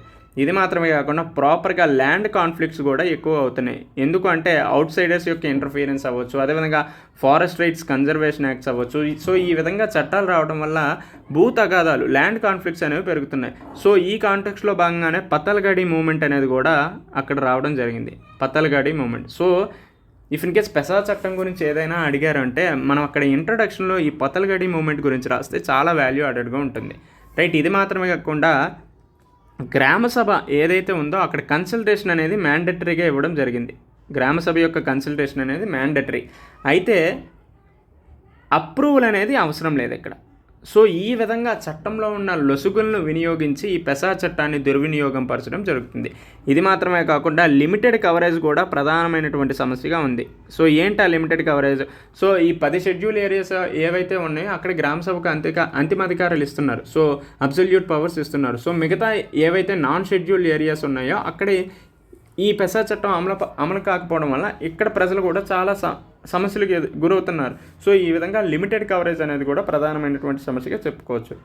ఇది మాత్రమే కాకుండా అడ్మినిస్ట్రేటివ్ ఛాలెంజెస్ని కూడా మనం ఇక్కడ చెప్పుకోవచ్చు. సో మేజర్గా బ్యూరోక్రటిక్ హర్డిల్స్ అవ్వచ్చు. సో బ్యూరోక్రసీ అనేది రెసిస్టెన్స్గా ఉండడం. సో ఈ విధంగా అనేక అంశాలతో ఈ పెసా యాక్ట్ అనేది సతమతం అవుతుంది. సో ఇక్కడ చూసుకుంటే no clear delegation of timeline and mandatory consultation, not approval, discrepancy between granted powers and actual exercise, need for legal amendments. So ఈ విధంగా ఇక్కడ డిస్కస్ చేయడం జరిగింది. సో ఇఫ్ ఇన్ కేస్ మీకు ఇవి కష్టంగా ఉంటే ఈ అంశాలనైనా మీరు తీసుకొని రాయండి. For example state governments reluctance అవ్వచ్చు, అదేవిధంగా గ్రామ సభకు రిస్ట్రిక్టెడ్ పవర్స్ ఉన్నాయి, అదేవిధంగా ప్రావిజన్స్ అనేవి మిస్ఇంటర్ప్రిటేషన్ చేయడం, అదేవిధంగా ఇంటర్ మినిస్ట్రియల్ కోఆర్డినేషన్స్ అనేది సరిగ్గా లేదు. For example panchayat, rural development, tribal మినిస్ట్రీల మధ్య కోఆర్డినేషన్ ఉండకపోవడం, అదేవిధంగా ల్యాండ్ కాన్ఫ్లిక్ట్స్ ఎక్కువగా అవుతున్నాయి because of forest rights conservation act అవ్వచ్చు, ఫారెస్ట్ రైట్స్ యాక్ట్ అవ్వచ్చు. సో ఈ విధంగా చూసుకుంటే పత్తల్గడి మూవ్మెంట్ మనం ఇక్కడ ఎగ్జాంపుల్గా చెప్పొచ్చు. అదేవిధంగా గ్రామ సభ ఏదైతే మ్యాండేటరీ కన్సల్టేషన్ ఉందో ఆ చట్టంలో ఉన్న లొసుగుల్ని తీసుకొని ఇక్కడ దుర్వినియోగం పరచడం జరుగుతుంది. అదేవిధంగా అడ్మినిస్ట్రేటివ్ పరంగా ఛాలెంజెస్ కూడా ఉండటం వల్ల ఈ పెసా చట్టం అనేది కూడా టూత్లెస్ టైగర్గా ఉన్నది. సో పెసా చట్టం తీసుకొచ్చారు ఎందుకు? డెమోక్రటిక్ డీసెంట్రలైజేషన్, ప్రజాస్వామ్య వికేంద్రీకరణ తీసుకురావాలని. కానీ ఈ ప్రజాస్వామ్య వికేంద్రీకరణ ఎంతవరకు సాధ్యమవుతుంది, ఎంతవరకు అది రియాలిటీలో ఉందనేది కూడా మనం ఆలోచించవలసిన అవసరం. సో ఈ విధంగా చూసుకుంటే అనేక అంశాలు, అనేక ఇష్యూస్తో ఈ పెసా యాక్ట్ అనేది ఇబ్బందులు పడుతుంది. సో దీనికి అనుగుణంగా ఏ విధమైనటువంటి మెజర్స్ని తీసుకురావాలి? సో మెజర్స్లో మనం చెప్పేటప్పుడు మేజర్గా ఏవైతే ఇష్యూలో చెప్పామో వాటిని మనం పాజిటివ్గా చెప్తే అవి మెజర్స్ అవుతాయి. ఫర్ ఎగ్జాంపుల్ గ్రామ సభకు అటానమీ అనేది ఇవ్వాలి. సో అక్కడ మనం చెప్పాం, సో మ్యాక్సిమం చట్టంలో ఉన్న లొసుగులన్నీ వినియోగించి గ్రామ సభకు అంతిమ అధికారాలు ఇవ్వడం లేదు. ఇది కాకుండా ఇంటర్ మినిస్ట్రియల్ కోఆర్డినేషన్ అనేది కూడా ఉండాలి. Inter ministerial coordination. So inter ministerial coordination అంటే ఏంటి, అటు పంచాయతీ అవ్వచ్చు, అదేవిధంగా రూరల్ డెవలప్మెంట్ అవ్వచ్చు, అదేవిధంగా ట్రైబల్ మినిస్ట్రీల మధ్య ఇంటర్ మినిస్ట్రియల్ కోఆర్డినేషన్ ఉండాలి. ఇది మాత్రమే కాకుండా లెజిస్లేషన్స్లో బ్యాలెన్సింగ్ అనేది కూడా అవసరం. సో లెజిస్లేషన్లో బ్యాలెన్సింగ్ అంటే ఇటు ఫారెస్ట్ రైట్స్ కన్జర్వేషన్ యాక్ట్ అవ్వచ్చు, అదేవిధంగా ఫారెస్ట్ రైట్స్ యాక్ట్ అవ్వచ్చు. సో ఈ విధంగా ఫారెస్ట్ రిలేటెడ్ యాక్ట్స్ ఏవైతే ఉన్నాయో దానికి సంబంధించి బ్యాలెన్స్డ్గా సమతుల్యత అనేది కూడా రావాలి. సో ఎక్కడైతే సమతుల్యత ఈ చట్టాల్లో వస్తుందో అక్కడ ఈ పెసా చట్టం దానికి అనుగుణంగా ప్రజాస్వామ్య వికేంద్రీకరణ కూడా సాధ్యమవుతుంది. అదేవిధంగా పెసా రిలేటెడ్గా చూసుకుంటే చాలా వరకు ఈ ట్రైబల్ కమ్యూనిటీస్ అవ్వచ్చు, అదేవిధంగా ఈ సబ్డ్యూల్ ఏరియాస్లో అవేర్నెస్ అనేది చాలా తక్కువగా ఉంది. సో యాజ్ ఎర్లీ పాసిబుల్ మనం అవేర్నెస్ క్యాంపెయిన్స్ అనేవి ఈ పెసాకి రిలేటెడ్గా చాలా వరకు ఇంప్లిమెంట్ చేయాలి. ఇది మాత్రమే కాకుండా కెపాసిటీ బిల్డింగ్ అనేది కూడా చాలా అవసరం, రైట్. సో ఈ విధంగా మనం ఈ సొల్యూషన్స్ని చూపిస్తే ఖచ్చితంగా పెసా యాక్ట్ అనేది చాలా ఎఫెక్టివ్గా పనిచేయడం జరుగుతుంది అనేసి మనం చెప్పొచ్చు. సో దీనికి అనుగుణంగా ఇఫ్ ఇన్ కేసు ఛత్తీస్గఢ్లో తీసుకొచ్చినటువంటి పెసా యాక్ట్ ద్వారా అనేక సక్సెస్ఫుల్గా జరగడం జరిగింది. సో దీన్ని బేస్ చేసుకొని మనం ఎగ్జాంపుల్గా రాస్తే చాలా ఎఫెక్టివ్గా ఉంటుంది. సో ఇక్కడ ఏం చేశారంటే the state government has effectively applied the act in various tribal dominated districts yielding positive outcomes in community empowerment and sustainable development.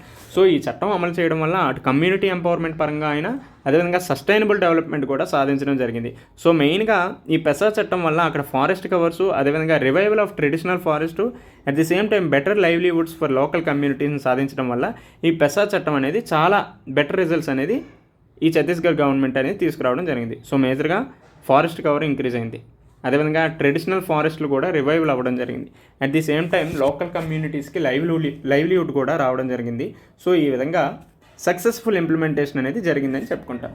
So ఈ టైప్ ఆఫ్ ఎగ్జాంపుల్స్ని మనం కోట్ చేస్తే చాలా వాల్యూ అడెడ్గా ఉంటుంది, రైట్. ఐ హోప్ మీ అందరికీ పెసా చట్టం అనేది అర్థమైంది అనుకుంటున్నా, రైట్. సో ఈ విధంగా మనం చాలా చాలా ఇంపార్టెంట్ అంశాలు ఇవి. సో ఆల్రెడీ ఎన్హెచ్ఆర్సీని కంప్లీట్ చేసుకున్నాం, అదేవిధంగా పెసాను కూడా కంప్లీట్ చేసుకున్నాం. సో ఇఫ్ ఇన్ కేస్ మీకు ఏవైనా దీనికి సంబంధించి డౌట్స్ ఉన్నా, ఏవైనా క్లారిటీ కావాలన్నా మీరు కామెంట్స్లో తెలియజేయండి. సో ఈవెన్ ఇంగ్లీష్ మీడియం అవ్వచ్చు, తెలుగు మీడియం స్టూడెంట్స్ అయినా మీకు ఏవైనా డౌట్స్ ఉంటే ఇఫ్ ఇన్ కేస్ ఎన్హెచ్ఆర్సీ కాకుండా పెసా కాకుండా ఇంకేమైనా పాలిటీ అండ్ గవర్నెన్స్ పరంగా మీకు ఏమైనా డౌట్స్ ఉంటే మాకు కామెంట్స్లో తెలియజేయండి, ఖచ్చితంగా నేను రెస్పాండ్ అవుతాను, రైట్. ఇఫ్ ఇన్ కేస్ ఏమైనా టీచింగ్స్లో ఇంకేమైనా ఇంప్రూవ్మెంట్స్ తీసుకురావాలా, సో ఇంకేమైనా ఎఫెక్టివ్గా చెప్పాలా అనేది కూడా మీరు కామెంట్స్లో తెలియజేయండి, రైట్. ఇకపోతే థర్డ్ది రోల్ ఆఫ్ గవర్నర్ వ్యవస్థ గురించి. సో గవర్నర్ వ్యవస్థ గురించి మనం ఇక్కడ డిస్కస్ చేసుకుంటాం. సో ఈ గవర్నర్ సిస్టమ్ అనేది చాలా చాలా కాంట్రవర్షియల్గా ఉంది. సో కాంట్రవర్షియల్గా ఎందుకు ఉంది అనేది మీ అందరికీ తెలుసు. అటు తమిళనాడు గవర్నర్ అవ్వచ్చు, అదేవిధంగా కేరళ గవర్నర్ అవ్వచ్చు. లాస్ట్ ఇయర్ చూసుకుంటే మన తెలంగాణ గవర్నర్ కూడా కాంట్రవర్షియల్గా మారటం వల్ల ఈ గవర్నర్ సిస్టమ్ అనేది చాలా చాలా ఇంపార్టెంట్ అనేది మనకు అర్థమవుతుంది. సో మేజర్గా ఈ గవర్నర్ సిస్టమ్ ఇచ్చేటప్పుడు మనం ఏ విధంగా ఎగ్జామ్ పర్స్పెక్టివ్లో చదువుకుంటామంటే ఇక్కడ మేజర్గా కాంటెంపరీ ఇష్యూ గురించి, అదేవిధంగా గవర్నర్ యొక్క పవర్స్ అండ్ ఫంక్షన్స్ గురించి, అటు ఎగ్జిక్యూటివ్ ఫంక్షన్స్ అవ్వచ్చు, లెజిస్లేటివ్ ఫంక్షన్స్ అవ్వచ్చు, జ్యుడిషియరీ ఫంక్షన్స్ అవ్వచ్చు, అదేవిధంగా ఫైనాన్షియల్ ఫంక్షన్స్ ఏ విధంగా ఉన్నాయి. సో కార్యనిర్వాహక పరమైనటువంటివి, అదేవిధంగా లెజిస్లేటివ్ శాసనపరమైనటువంటిది, అదేవిధంగా న్యాయపరమైనటువంటిది, అదేవిధంగా ఆర్థిక పరమైనటువంటి అధికారాలు గవర్నర్కి ఏ విధంగా ఉన్నాయి, అదేవిధంగా సిచ్యువేషనల్ డిస్క్రిషనరీస్, అదేవిధంగా కాన్స్టిట్యూషనల్ డిస్క్రిషనరీ పవర్స్ ఏంటి, లాస్ట్గా స్పెషల్ రెస్పాన్సిబిలిటీ ఏంటేంటి ఉన్నాయి. సో ఈ విధంగా అన్ని అంశాలని మనం డిస్కస్ చేసుకునే మనీ బిల్లు, ఆర్డినరీ బిల్లు, అదేవిధంగా ఆర్డినెన్సెస్, ఇటు ప్రెసిడెంటు అదేవిధంగా గవర్నర్కి సంబంధించి ఆర్డినెన్సెస్లో ఏ విధమైనటువంటి సాదృశ్య భేదాలు ఉన్నాయి, సో ఏ విధమైనటువంటి డిఫరెన్సెస్ ఉన్నాయి, మెయిన్గా పార్డనింగ్ పవర్స్లో ఏ విధమైనటువంటి డిఫరెన్సెస్ ఉన్నాయి. సో ఈ విధంగా గవర్నర్ వ్యవస్థను మనం పూర్తిగా చదువుకోవాల్సిన అవసరం ఉంది, రైట్. ఐ హోప్ మీ అందరికీ గవర్నర్ సిస్టమ్ అనేది ఏ విధంగా చదువుకోవాలని అర్థమైంది అనుకుంటున్నా. సో మేజర్గా ఈ సిచ్యువేషనల్ డిస్క్రిషన్, అదేవిధంగా కాన్స్టిట్యూషనల్ డిస్క్రిషన్, స్పెషల్ రెస్పాన్సిబిలిటీ అనేది లాస్ట్ ఇయర్ ఏపీపీఎస్సీ గ్రూప్ 1లో భాగంగా ఇవ్వడం జరిగింది. సో ఆ కాంటెక్స్లో ఇది మనం చదువుకోవాలి. అదేవిధంగా గవర్నర్ వ్యవస్థ అనేది సెంట్రల్కి ఏజెంట్గా పనిచేస్తారు అనే ఒక అపవాదు కూడా ఉంది. సో ఇఫ్ ఇన్ కేస్ ఈ స్టేట్మెంట్స్ ఇచ్చైనా గవర్నర్ వ్యవస్థ గురించి అడగవచ్చు. సో ఈ విధంగా మనం గవర్నర్ వ్యవస్థ గురించి హోలిస్టిక్గా చదువుకోవాల్సిన అవసరం ఉంది. ఇటు గవర్నర్కి ఉన్న ఎగ్జిక్యూటివ్ ఫంక్షన్స్ ఏంటి, లెజిస్లేటివ్ ఫంక్షన్స్ ఏంటి, అదేవిధంగా జ్యుడిషియరీ ఫంక్షన్స్ ఏంటి, ఫైనాన్షియల్ ఫంక్షన్స్ ఏంటి అనేవి కూడా మనం చదువుకోవాలి. సో మేజర్గా ఇటు ఎగ్జిక్యూటివ్ ఫంక్షన్స్ అంటే ఏమేమి చెప్పుకుంటాం మనం, ఇటు అపాయింట్మెంట్స్ అనేవన్నీ కూడా ఎగ్జిక్యూటివ్ ఫంక్షన్స్లోనే వస్తాయి. ఇటు సీఎం అపాయింట్మెంట్ అవ్వచ్చు, సీఎంఓ అపాయింట్మెంట్ అవ్వచ్చు, అడ్వకేట్ జనరల్ అపాయింట్మెంట్ అవ్వచ్చు, రైట్. ఇది మాత్రమే కాకుండా SPSCs state public service commissions appointment అవ్వచ్చు. If in case president rule recommend చేసే ఇది కూడా ఎగ్జిక్యూటివ్ ఫంక్షన్స్లో భాగంగానే వస్తాయి. ఇటు లెజిస్లేటివ్ ఫంక్షన్స్లో అయితే ఖచ్చితంగా లెజిస్లేటివ్ పరమైనటువంటి అంశాలు, ఇటు సమ్మాన్ అవ్వచ్చు, ప్రోరోగ్ అవ్వచ్చు, డిజాల్వ్ అవ్వచ్చు. సో అసెంబ్లీకి సంబంధించి సమ్మాన్, ప్రోరోగ్, డిజాల్వ్ ఇటువంటి అన్ని అంశాలు కూడా లెజిస్లేటివ్ ఫంక్షన్స్లో వస్తాయి. ఇది మాత్రమే కాకుండా ఫస్ట్ సెషన్కి అటెండ్ అయ్యే అధికారం గవర్నర్కి ఉంది. సో ఈ విధమైనటువంటి లెజిస్లేటివ్ ఫంక్షన్స్ ఉంటాయి. అదేవిధంగా జ్యుడిషియరీ పవర్స్ అయితే పార్డనింగ్ పవర్స్ అవ్వచ్చు. సో ఈ విధంగా పార్డనింగ్ పవర్స్ని మనం జ్యుడిషియరీ ఫంక్షన్లో తీసుకుంటాం. ఇకపోతే ఫైనాన్షియల్ పరంగా చూసుకుంటే ఆర్టికల్ 1110 అవ్వచ్చు, అదేవిధంగా 112 అవ్వచ్చు, అదేవిధంగా కాంటింజెన్సీ ఫండ్, ఇటువంటి అన్ని అంశాల గురించి కూడా మనం ఫైనాన్షియల్ పవర్స్గా చదువుకుంటాం. సో ఈ విధంగా చదువుకుంటూనే దీనికి సంబంధించి కరెంట్ ఈవెంట్స్లో ఏ విధంగా ఉన్నాయి అనే అంశం గురించి కూడా మనం చదువుకోవాలి. సో మేజర్గా గవర్నర్ వ్యవస్థకి సంబంధించి ఏ విధంగా క్వశ్చన్స్ అడిగే స్కోప్ ఉందంటే, governor should be discharging his or duty in accordance with the spirit of the constitution, not just be an agent of the centre. So చెప్పాం కదా, సో మోస్ట్లీ సెంట్రల్ ఏజెంట్గా పనిచేయడం జరుగుతుంది. సో ఆ విధంగా చూసుకుంటే గవర్నర్ వ్యవస్థను మనం ఖచ్చితంగా చూడాల్సిన అవసరం ఉంది. And also discuss the statement in the light of the role of governor in the polity. So దీనికి సంబంధించి చూస్తే గవర్నర్ యొక్క రోల్ ఇండియన్ పాలిటీలో ఏ విధంగా ఉన్నది అనేది కూడా చదువుకోవాలి.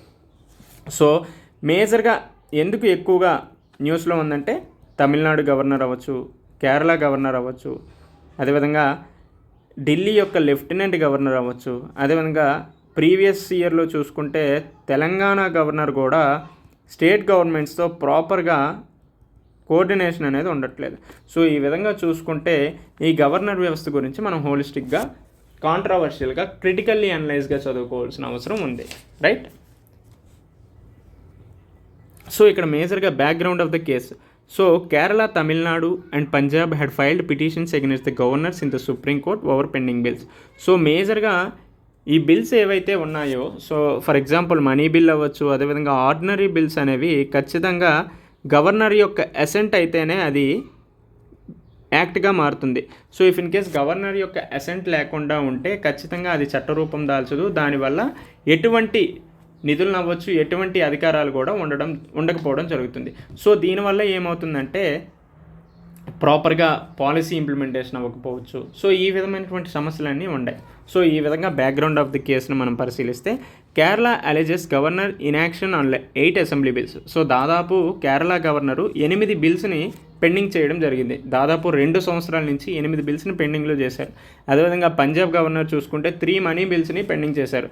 సో మనీ బిల్ అనేది గవర్నర్ యొక్క ఆమోదంతోనే మనీ బిల్ని లెజిస్లేచర్లో ప్రవేశపెట్టడం జరుగుతుంది. సో ఖచ్చితంగా మనీ బిల్లు ఇటు లెజిస్లేచర్ యొక్క ఆమోదం పొందిన తర్వాత గవర్నర్కి వెళ్ళిందంటే ఖచ్చితంగా యాక్సెప్ట్ చేయాలి. బట్ ఈ విధంగా విత్హెల్డ్, సో ఈ విధంగా తన దగ్గర వీటో అధికారాలను ఉపయోగించుకొని తన దగ్గర ఉంచేశారంటే అది చట్టపరమైనటువంటి విరుద్ధంగాను, అదేవిధంగా కాన్స్టిట్యూషనల్లీ ఇన్వాలిడ్, అదేవిధంగా అన్కాన్స్టిట్యూషనల్గా కూడా మనం చెప్పచ్చు. సో ఇదే కాకుండా Tamil Nadu cites 12 pending bills delays in approving CBI investigations. So Tamil Nadu legislature ఆమోదించిన 12 బిల్స్ను కూడా గవర్నరు అంటిపెట్టుకోవడం జరిగింది. సో ఈ విధంగా చూసుకుంటే గవర్నర్ రోల్ అనేది చాలా చాలా కాంట్రవర్షియల్గా మారింది. So as per article 2000, when a bill is passed by the state legislature, the governor has 4 options. So if in case ఏదైనా బిల్ స్టేట్ లెజిస్లేచర్ ద్వారా ఆమోదం పొందిందంటే, గవర్నర్ దగ్గరికి వెళ్ళిందంటే అసెంట్ కోసం, గవర్నర్కి 4 ఆప్షన్స్ ఉంటాయి. సో వీటో పవర్స్ అని మనం చదువుకుంటాం కదా, ప్రెసిడెంట్కి సంబంధించిన వీటో పవర్స్ చదవచ్చు, అదేవిధంగా గవర్నర్కి సంబంధించిన వీటో పవర్స్ అనేవి ఉంటాయి. సో గవర్నర్కి వచ్చినప్పుడు 4 ఆప్షన్స్ ఉంటాయి. ఒకటి, బిల్కి అసెంట్ ఇచ్చారంటే అది ఖచ్చితంగా యాక్ట్ అవుద్ది. అదేవిధంగా తన దగ్గర అంటిపెట్టుకునే అధికారం, సో దీన్నే అబ్సల్యూట్ వీటో అంటారు. At the same time third option, return the bill for reconsideration. So బిల్లుని మళ్ళీ రీకన్సిడరేషన్కి పంపించడం. If it is not a money bill కానప్పుడు ఆ బిల్లుని మళ్ళీ లెజిస్లేచర్కి రీకన్సిడరేషన్కి పంపిస్తారు. If the state legislature passes the bill again, if in case మళ్ళీ స్టేట్ లెజిస్లేచర్ దాన్ని ఆమోదించిందంటే with or without amendments, the governor ఖచ్చితంగా కూడా అక్కడ అసెంట్ ఇవ్వాల్సిన అవసరం ఉంది. సో ఈ విధంగా మనం వీటో పవర్స్ గురించి చదువుకుంటాం. ఫర్ ఎగ్జాంపుల్ అబ్సల్యూట్ వీటో అవ్వచ్చు, క్వాలిఫైడ్ వీటో అవ్వచ్చు, సస్పెన్సివ్ వీటో అవ్వచ్చు, అదేవిధంగా పాకెట్ వీటో అనే అంశాల గురించి మనం చదివినప్పుడు సో ఈ విధమైనటువంటి అంశాలన్నీ కూడా వస్తాయి. ఈ 3 అధికారాలే కాకుండా గవర్నరు బిల్లును ప్రెసిడెంట్కి కూడా కన్సిడరేషన్ పంపించే అధికారం కూడా గవర్నర్కి ఉంది. సో ఇక్కడ ప్రెసిడెంట్కి అయితే 3 అధికారాలు ఉంటాయి, కానీ గవర్నర్కి 4 అధికారాలు ఉండడం జరుగుతుంది. సో ఈ విధంగా చూసుకుంటే బిల్స్ విషయంలో గవర్నరు అదేవిధంగా ప్రెసిడెంట్కి ఏ విధమైనటువంటి అధికారాలు ఉంటాయి, సో ఏ విధమైనటువంటి డిఫరెన్సెస్ ఉంటాయి అనేది కూడా మనం చదువుకోవచ్చు. ఒక్క మనీ బిల్ అవ్వచ్చు, అదేవిధంగా ఆర్డినరీ బిల్లే కాకుండా ఇటు ఆర్డినెన్స్ పరంగా కూడా మనం అనేక differences చూసవచ్చు.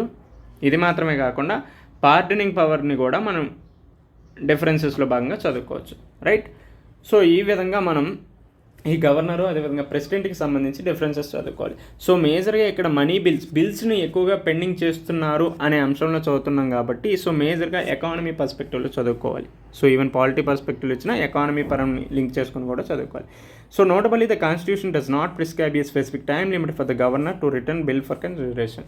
So if in case governor దగ్గరికి వెళ్ళి గవర్నర్ అలాగా అంటిపెట్టుకున్నారంటే సో ఎంతకాలంలో తిరిగి మళ్ళీ లెజిస్లేచర్కి పంపించాలి, ఎంతకాలంలో దాన్ని యాక్సెప్ట్ చేయాలనే నిబంధన కూడా లేదు. సో ఈ విధంగా ఇటువంటి అంశాలని గవర్నర్ దృష్టిలో పెట్టుకొని తన దగ్గర బిల్లును ఉంచేసుకుంటున్నారు. సో దీనివల్ల ఏ ఇష్యూస్, ఏ సమస్యలు, ఏ సవాళ్ళు ఎదురవుతాయి అనే అంశం గురించి మనం ఇక్కడ డిస్కస్ చేసుకుంటాం.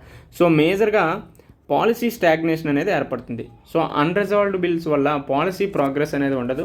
సో ఎప్పుడైతే పాలసీ ప్రోగ్రెస్ ఉండదో అక్కడ ఎకనామిక్ రిఫార్మ్స్ అనేది అందిపుచ్చుకోలేం. At the same time social జస్టిస్ని కూడా అందించలేము, at the same time infrastructure డెవలప్మెంట్ని కూడా అందుకోలేం.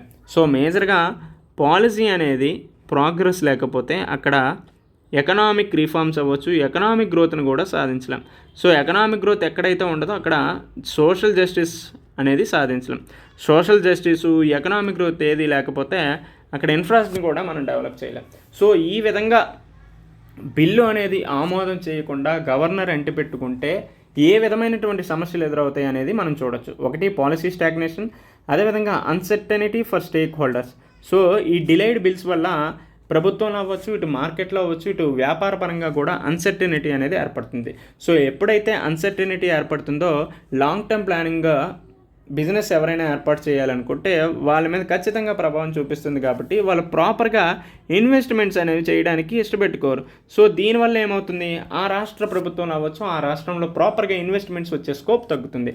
సో మేజర్గా మనం ఇది ఓన్లీ పొలిటికల్ అంశం అనేది చూసుకుంటాం, కానీ ఒక్క పొలిటికల్ అంశాన్ని చూసుకుంటే అది ఇటు ఎకనామీ పరంగా ఇటు సోషల్ పరంగా కూడా ఇంపాక్ట్ చూపిస్తుంది. సో ప్రాపర్గా బిల్స్ అనేవి అమెండ్మెంట్ చేయకపోతే అటు ఎకనామిక్ గ్రోత్ ఉండదు, at the same time social progress, social జస్టిస్ని కూడా సాధించలేం. కాబట్టి ఈ అంశాన్ని ఖచ్చితంగా మనం ఇటు పాలిటీ పరంగా, ఇటు ఎకనామీ పరంగా, ఇటు సోషల్ పరంగా కూడా ఆలోచించాలి. At the same time diminished global competitiveness. So ఇక్కడ చెప్పినట్టే బిల్స్ అనేది ప్రాపర్గా డిలే అయ్యిందంటే ఖచ్చితంగా గ్లోబల్ కాంపిటేటివ్నెస్లో ఇండియా అనేది తగ్గుతుంది. At the same time foreign investments అవ్వచ్చు, ఇంటర్నేషనల్ పార్ట్నర్షిప్స్ కూడా తగ్గుతాయి. సో దీనివల్ల ఫారెన్ డైరెక్ట్ ఇన్వెస్ట్మెంట్స్ తగ్గడం వల్ల దానివల్ల ఏర్పడే ఎంప్లాయ్మెంట్ అవ్వచ్చు, దానివల్ల ఏర్పడే ఇన్ఫ్రాస్ట్రక్చర్ ఫెసిలిటీస్ అవ్వచ్చు, దానివల్ల ఏర్పడే అభివృద్ధి అనేదన్నీ కూడా తగ్గిపోతాయి. సో ఈ విధంగా గ్లోబల్ కాంపిటేటివ్నెస్లో కూడా డిమినిషింగ్ అవుతుంది. At the same time political interference అనేది ఇటీవల కాలంలో ఎక్కువగా అవుతుంది. సో మేజర్గా గవర్నర్ సిస్టమ్ అంతా కూడా ఒక సెంట్రల్ ఏజెంట్గా పనిచేయడం జరుగుతుంది అనేది ఒక అపవాదం ఉంది. సో దీనివల్ల పొలిటికల్ ఇంటర్ఫీరెన్స్ అనేది ఎక్కువ అవుతుంది. సో ఈ కారణం చేతనే మోస్ట్ ఆఫ్ ద బిల్స్ అన్నీ కూడా వీటో పవర్ని ఉపయోగిస్తున్నారు. అయితే అసెంట్ ఇవ్వకుండా ఉంచడం, లేకపోతే ఏ మాట్లాడకుండా పాకెట్ వీటోని కూడా వినియోగించడం జరుగుతుంది. సో ఈ విధంగా పొలిటికల్ ఇంటర్ఫీరెన్స్ అనేది కూడా ప్రధానమైనటువంటి సమస్యగా చెప్పుకోవచ్చు. ఇదే కాకుండా జ్యుడిషియరీ మీద బర్డెన్ కూడా ఎక్కువ అవుతుంది. ఎందుకు జ్యుడిషియరీ మీద ఎక్కువగా బర్డెన్ అవుతుందంటే ప్రాపర్గా గవర్నర్ తన యొక్క డిస్క్రిప్షన్ పవర్స్ అన్నింటినీ యూజ్ చేసుకున్నారంటే ఖచ్చితంగా స్టేట్ గవర్నమెంట్స్ ఏవైతే ఉన్నాయో అవి ఖచ్చితంగా వెళ్తాయి. ఎక్కడికి? జ్యుడిషియరీ దగ్గరికి, సుప్రీంకోర్టు అవ్వచ్చు, హైకోర్టు దగ్గరికి వెళ్తాయి. సో ఆల్రెడీ 5 కోట్ల వరకు పెండింగ్ కేసెస్తో సతమతం అవుతున్న మన న్యాయశాఖ, న్యాయ వ్యవస్థ ఇటువంటి కేసులు మళ్ళీ వచ్చాయంటే ఇది అదనపు భారంగా ఏర్పడుతుంది. సో ఈ విధంగా జ్యుడిషియరీ మీద కూడా ఇంపాక్ట్ పడుతుంది. సో ఈ విధంగా ఇష్యూస్ అనేవి ఉన్నాయి అనేది మనం డిస్కస్ చేసుకోవచ్చు. ఒకటి పాలసీ స్టాగ్నేషన్ ఏర్పడుతుంది. సో పాలసీ స్టాగ్నేషన్ వల్ల ఏమవుతుందంటే పాలసీ ప్రోగ్రెస్ ఉండదు. At the same time policy progress లేకపోతే అక్కడ ఎకనామిక్ రిఫార్మ్స్ అందించలేము. ఎకనామిక్ రిఫార్మ్స్ లేనప్పుడు సోషల్ జస్టిస్ని, సామాజిక న్యాయాన్ని అందిపుచ్చుకోలేము. అట్ ది సేమ్ టైం మౌలిక సదుపాయాల అభివృద్ధిని కూడా సాధించలేము.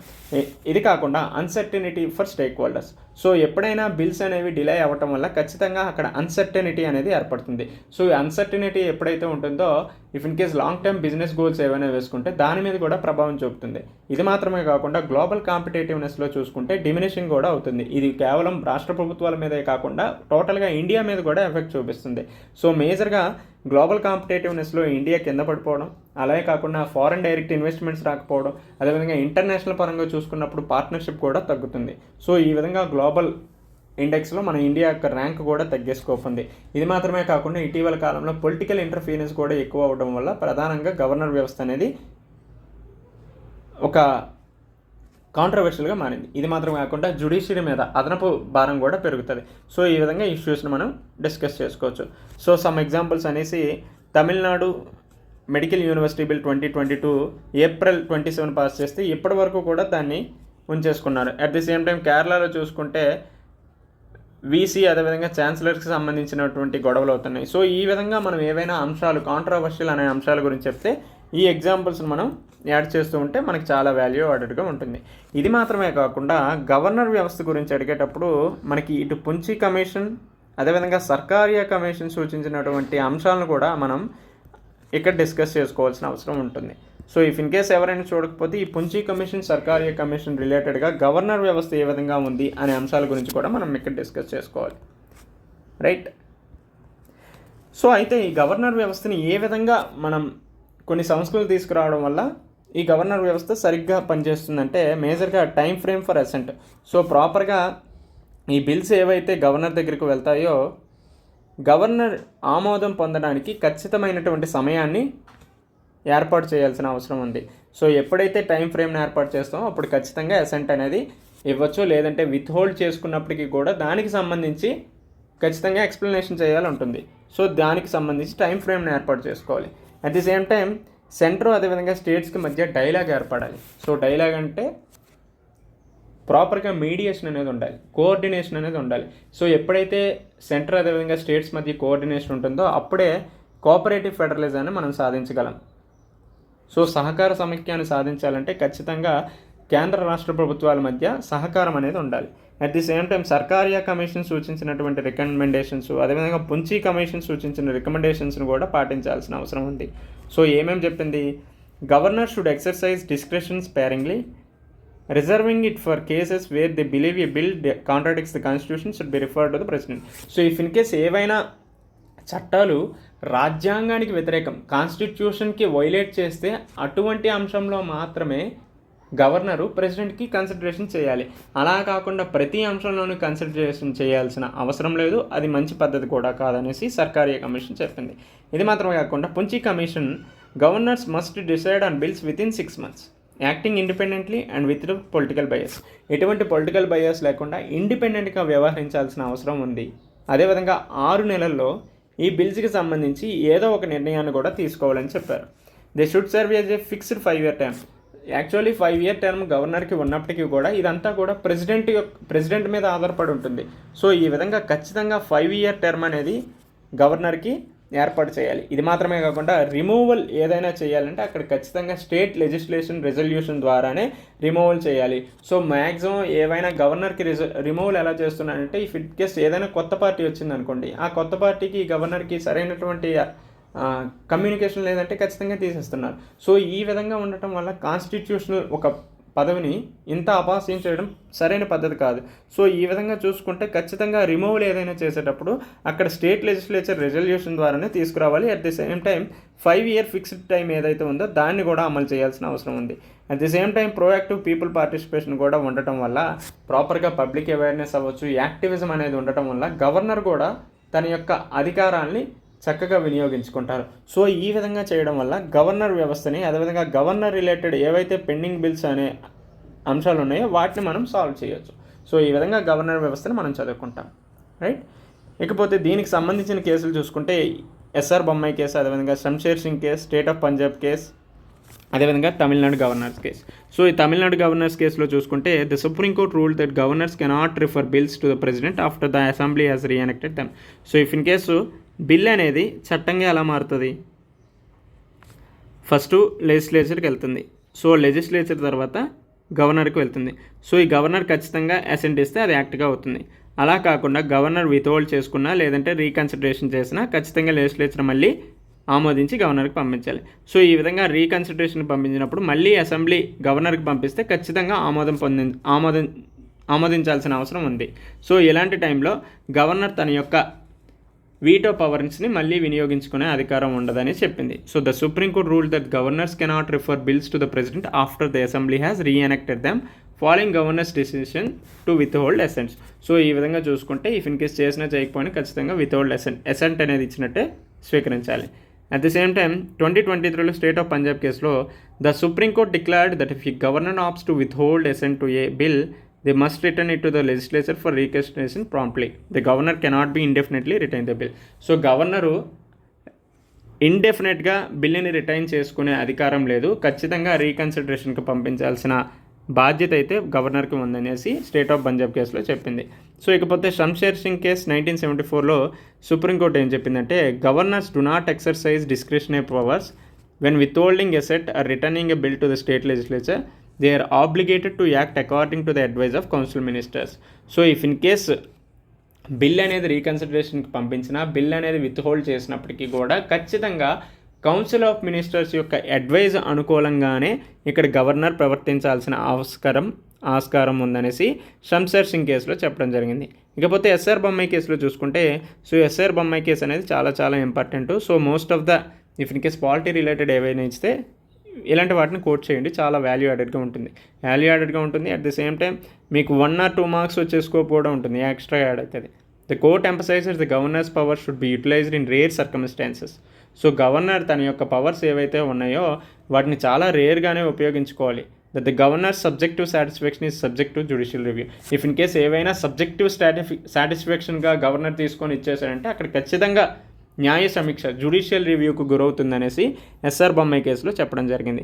సో ఈ విధంగా పాలిటీ రిలేటెడ్ ఏవైనా కేసెస్ ఇస్తే మనం ఖచ్చితంగా రాస్తే చాలా వాల్యూ యాడెడ్గా ఉంటుంది. ఫర్ ఎగ్జాంపుల్ బేసిక్ స్ట్రక్చర్ అంటే ఖచ్చితంగా కేశవనంద భారతి కేసు అవ్వచ్చు, అదేవిధంగా ఎస్ఆర్ బొమ్మాయి కేసు అవ్వచ్చు, రైట్. ఇదే కాకుండా వామన్ రావు కేసు అవ్వచ్చు, గోలక్నాథ్ కేసు, సో ఈ విధంగా శంకర్ ప్రసాద్ అయ్యర్ కేసు అవ్వచ్చు, చంపకం దురైరాజన్ కేసు అవ్వచ్చు, గోలక్నాథ్ కేసు అవ్వచ్చు, రైట్.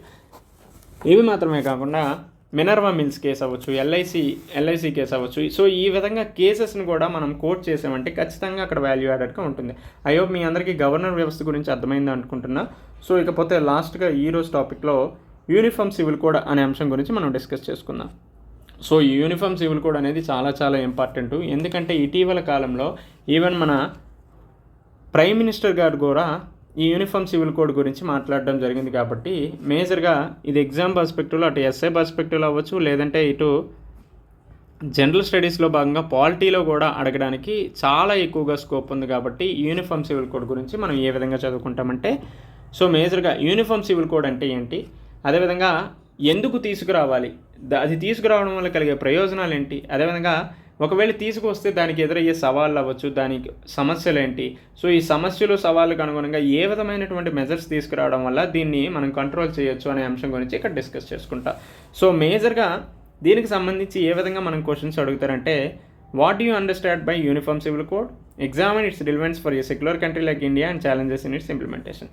సో ఉమ్మడి పౌరస్మృతి అంటే నువ్వు ఏం అర్థం చేసుకున్నావు, అదేవిధంగా మన సెక్యులర్ కంట్రీ భారతదేశానికి దీని యొక్క రిలవెన్స్ ఏ విధంగా ఉంటుంది, అదేవిధంగా ఇది తీసుకురావడం వల్ల ఎదురయ్యే సవాళ్ళు ఏంటి అనే అంశం గురించి మనం చెప్పాల్సిన అవసరం ఉంది. సో ఈ విధంగా క్వశ్చన్స్ అడుగుతాడు ఎక్కువగా, రైట్. సో ఈ విధంగా ఇచ్చినప్పుడు మనం ఏ విధంగా యూనిఫామ్ సివిల్ కోడ్ని చదువుకోవాలంటే సో ఉమ్మడి పౌరస్మృతిని మనం ఏ విధంగా చదువుకుంటామంటే మేజర్గా కామన్ లా గవర్నింగ్ పర్సనల్ మ్యాటర్స్. సో మేజర్గా ఇప్పుడు మన పర్సనల్ మ్యాటర్స్ చూసుకుంటే పర్సనల్ మ్యాటర్స్ లైక్ ఇటు మ్యారేజెస్ అవ్వచ్చు, అదేవిధంగా డైవర్స్ అవ్వచ్చు, ఇన్హెరిటెన్స్ అవ్వచ్చు, సక్సెషన్ పరంగా ఇటు ముస్లిము, అదేవిధంగా క్రిస్టియన్స్, అదేవిధంగా హిందూకి సంబంధించి సపరేట్ చట్టాలు అనేవి ఉన్నాయి. సో ఈ సపరేట్ చట్టాలు ఏవైతే ఉన్నాయో, సపరేట్ యాక్ట్స్ ఏవైతే ఉన్నాయో దానికి అనుగుణంగానే ఈ అంశాల యొక్క అమలు అనేది జరుగుతుంది. సో దీనివల్ల చాలా వరకు సమస్యలు ఎదురవుతున్నాయి. సో వీటన్నిటినీ కూడా అడ్రస్ చేస్తూ ఒక ఉమ్మడి పౌరస్మృతి, సో దేశం మొత్తం ఈ పర్సనల్ మ్యాటర్స్లో ఒకే చట్టాన్ని తీసుకురావాలనే ఉద్దేశంతోనే ఈ యూనిఫామ్ సివిల్ కోడ్ అనేది రాజ్యాంగంలో నిబంధన కూడా తీసుకురావడం జరిగింది. సో ఆర్టికల్ 44లో యూనిఫామ్ సివిల్ కోడ్ అనే అంశం గురించి చెప్తారు. సో యూనిఫామ్ సివిల్ కోడ్ గురించి ఏం చెప్తారు? The state shall endeavour to secure for citizens A UCC through out India. A UCC through out India, కేవలం రాష్ట్రంలోనే కాదు, మొత్తం ఇండియా మొత్తం కూడా యూసీసీ అనేది ఉండాలి. సో ఖచ్చితంగా అది స్టేట్ యొక్క రెస్పాన్సిబిలిటీ అనేసి మనకి ఆర్టికల్ 44లో చెప్పడం జరిగింది. సో మేజర్గా uniform civil code aims to unify the diverse personal laws. So ఇప్పుడు ఏవైతే పర్సనల్ లాస్, అటు సక్సెషన్ అవ్వచ్చు, అదేవిధంగా ఇన్హెరిటెన్స్ అవ్వచ్చు, లేదంటే డైవర్సు, మ్యారేజ్ పరంగా ఏవైతే పర్సనల్ లాస్ ఉన్నాయో వాటన్నిటినీ కూడా యూనిఫై చేసే ఉద్దేశంతోనే ఈ యూనిఫామ్ సివిల్ కోడ్ అనేది తీసుకురావడం జరుగుతుంది. సో ప్రెజెంట్గా currently based on religious affiliations India single law governing personal matters such as marriage, divorce, right. So ఈ విధంగా ఆర్టికల్ 44లో కాన్స్టిట్యూషన్లో దీని గురించి చెప్పడం జరిగింది. సో ఈ కాంటెక్స్లో చూసుకుంటే మనం ఎందుకు యూనిఫామ్ సివిల్ కోడ్ అనేది నీడ్ అనేది చదువుకుంటాం, right. So need of uniform civil code అనేది ఎందుకు అవసరం? సో దీనికి సంబంధించి ఏ విధంగా క్వశ్చన్ రాయాలనేది కూడా మనకి పీడిఎఫ్లో ఉంది. సో దీనికి జస్ట్ ఒక జిస్ట్ లాగా ఈ అంశాలకు పనికొస్తాయి. సో ఇఫ్ ఇన్ కేస్ మీరు ఏదైనా నోట్స్ రాసుకుంటే దీనికి సంబంధించి రాసుకోండి. సో మనం నీడ్ ఆఫ్ యూసీసీ అనేది ఒకటి నేషనల్ ఇంటిగ్రేషన్ పరంగా చూడొచ్చు, నేషనల్ ఇంటిగ్రేషన్, అదేవిధంగా సెక్యులర్ భావాలను అనుగుణంగా మనకి చూడొచ్చు. ఇది మాత్రమే కాకుండా జెండర్ ఈక్వాలిటీ, అదేవిధంగా జస్టిస్ పరంగా మనం చూడొచ్చు. ఇది మాత్రమే కాకుండా జ్యుడిషియరీల కోణంలో కూడా మనం ఈ అంశాన్ని పరిశీలించవచ్చు. అదేవిధంగా ట్రెడిషనల్ వాల్యూస్లో ప్రస్తుతం మోడర్న్ వాల్యూస్ రావాల్సిన అవసరం ఉంది. సో ఈ విధంగా కూడా మనం యూనిఫామ్ సివిల్ కోడ్ని అడ్రస్ చేస్తూ చెప్పవచ్చు, రైట్. అయితే నేషనల్ ఇంటిగ్రేషన్ అదేవిధంగా సెక్యులర్ భారతాన్ని తీసుకురావడంలో యూసీసీ ఏ విధంగా ఉపయోగపడుతుందంటే మేజర్గా యూసీసీ తీసుకురావడం వల్ల అక్కడ కామన్ ఐడెంటిటీ అనేది తీసుకురావడం జరుగుతుంది. సో నేను అనే భావన నుంచి మనము అనే భావనకి యూసీసీ అనేది తీసుకొస్తుంది. సో దేశమంతా ఒకటి అనే భావన కేవలం యూనిఫామ్ సివిల్ కోడ్ ద్వారా మాత్రమే సాధ్యమవుతుంది. ఎప్పుడైతే కామన్ ఐడెంటిటీ ఉంటుందో అక్కడ ఖచ్చితంగా ఫ్రెటర్నిటీ అనేది కూడా సాధిస్తాం. సో ఫ్రెటర్నిటీ అంటే సోదర భావాన్ని సాధించవస్తాం. సో ఈ విధంగా హిందూ, ముస్లిం, క్రిస్టియన్లు అందరూ ఒకటే అనే భావన యూనిఫామ్ సివిల్ కోడ్ ద్వారా సాధించగలం. ఇది మాత్రమే కాకుండా ప్రస్తుతం జరుగుతున్న అనేక మత సంఘర్షణలు కూడా మనం అదుపుదల చేయవచ్చు యూనిఫామ్ సివిల్ కోడ్ ద్వారా. సో వ్యక్తిగత పర్సనల్ చట్టాల కారణంగా ఈ మత సంఘర్షణలు అవ్వచ్చు, కమ్యూనల్ రైట్స్ అనేవి ఎక్కువగా జరుగుతున్నాయి. ఎప్పుడైతే యూనిఫామ్ సివిల్ కోడ్ తీసుకొస్తామో అక్కడ రిలీజియస్ టాలరెన్స్ అనేది కూడా తీసుకురాగలం. సో మతపరమైనటువంటి సామరస్యాన్ని కూడా తీసుకురావగలం. ఇది మాత్రమే కాకుండా సెక్యులర్ పరమైనటువంటి విలువలను కూడా మనం పెంపొందించవచ్చు. సో రాజ్యాంగ విలువలు అయినటువంటి కాన్స్టిట్యూషనల్ వాల్యూస్ అయినటువంటి ఫ్రెటర్నిటీ అవ్వచ్చు, ఈక్వాలిటీ అవ్వచ్చు. సో ఈ విధమైనటువంటి వాల్యూస్ని కూడా మనం ఎన్హాన్స్ చేయొచ్చు. సో ఈ విధంగా నేషనల్ ఇంటిగ్రేషన్ అదేవిధంగా సెక్యులర్ కంట్రీని మనం రూపొందించవచ్చు యూనిఫామ్ సివిల్ కోడ్ ద్వారా. ఇది మాత్రమే కాకుండా జెండర్ ఈక్వాలిటీ అదేవిధంగా జెండర్ జస్టిస్ని కూడా మనం సాధించవచ్చు. మేజర్గా ఇప్పుడు ఉన్న పర్సనల్ లాస్ అన్నీ కూడా జెండర్ ఇన్ఈక్వాలిటీకి సంబంధించి, జెండర్ డిస్పారిటీ, జెండర్ డిస్క్రిమినేషన్కి అనుగుణంగానే ఉన్నాయి చట్టాలు. సో ఎప్పుడైతే ఈ యూనిఫామ్ సివిల్ కోడ్ని తీసుకొస్తామో ఈ పర్సనల్ మ్యాటర్స్లో అన్నిటికీ సంబంధించి ఒకే చట్టాన్ని తీసుకొస్తామో అక్కడ ఖచ్చితంగా ఈ జెండర్ డిస్క్రిమినేషన్ తగ్గించి జెండర్ ఈక్వాలిటీని మనం సాధించగలం. ఇది మాత్రమే కాకుండా ఎప్పుడైతే జెండర్ ఈక్వాలిటీ, జెండర్ జస్టిస్ తీసుకొస్తామో అక్కడ ఈక్వల్ రైట్స్ని మనం సాధించుకోవచ్చు.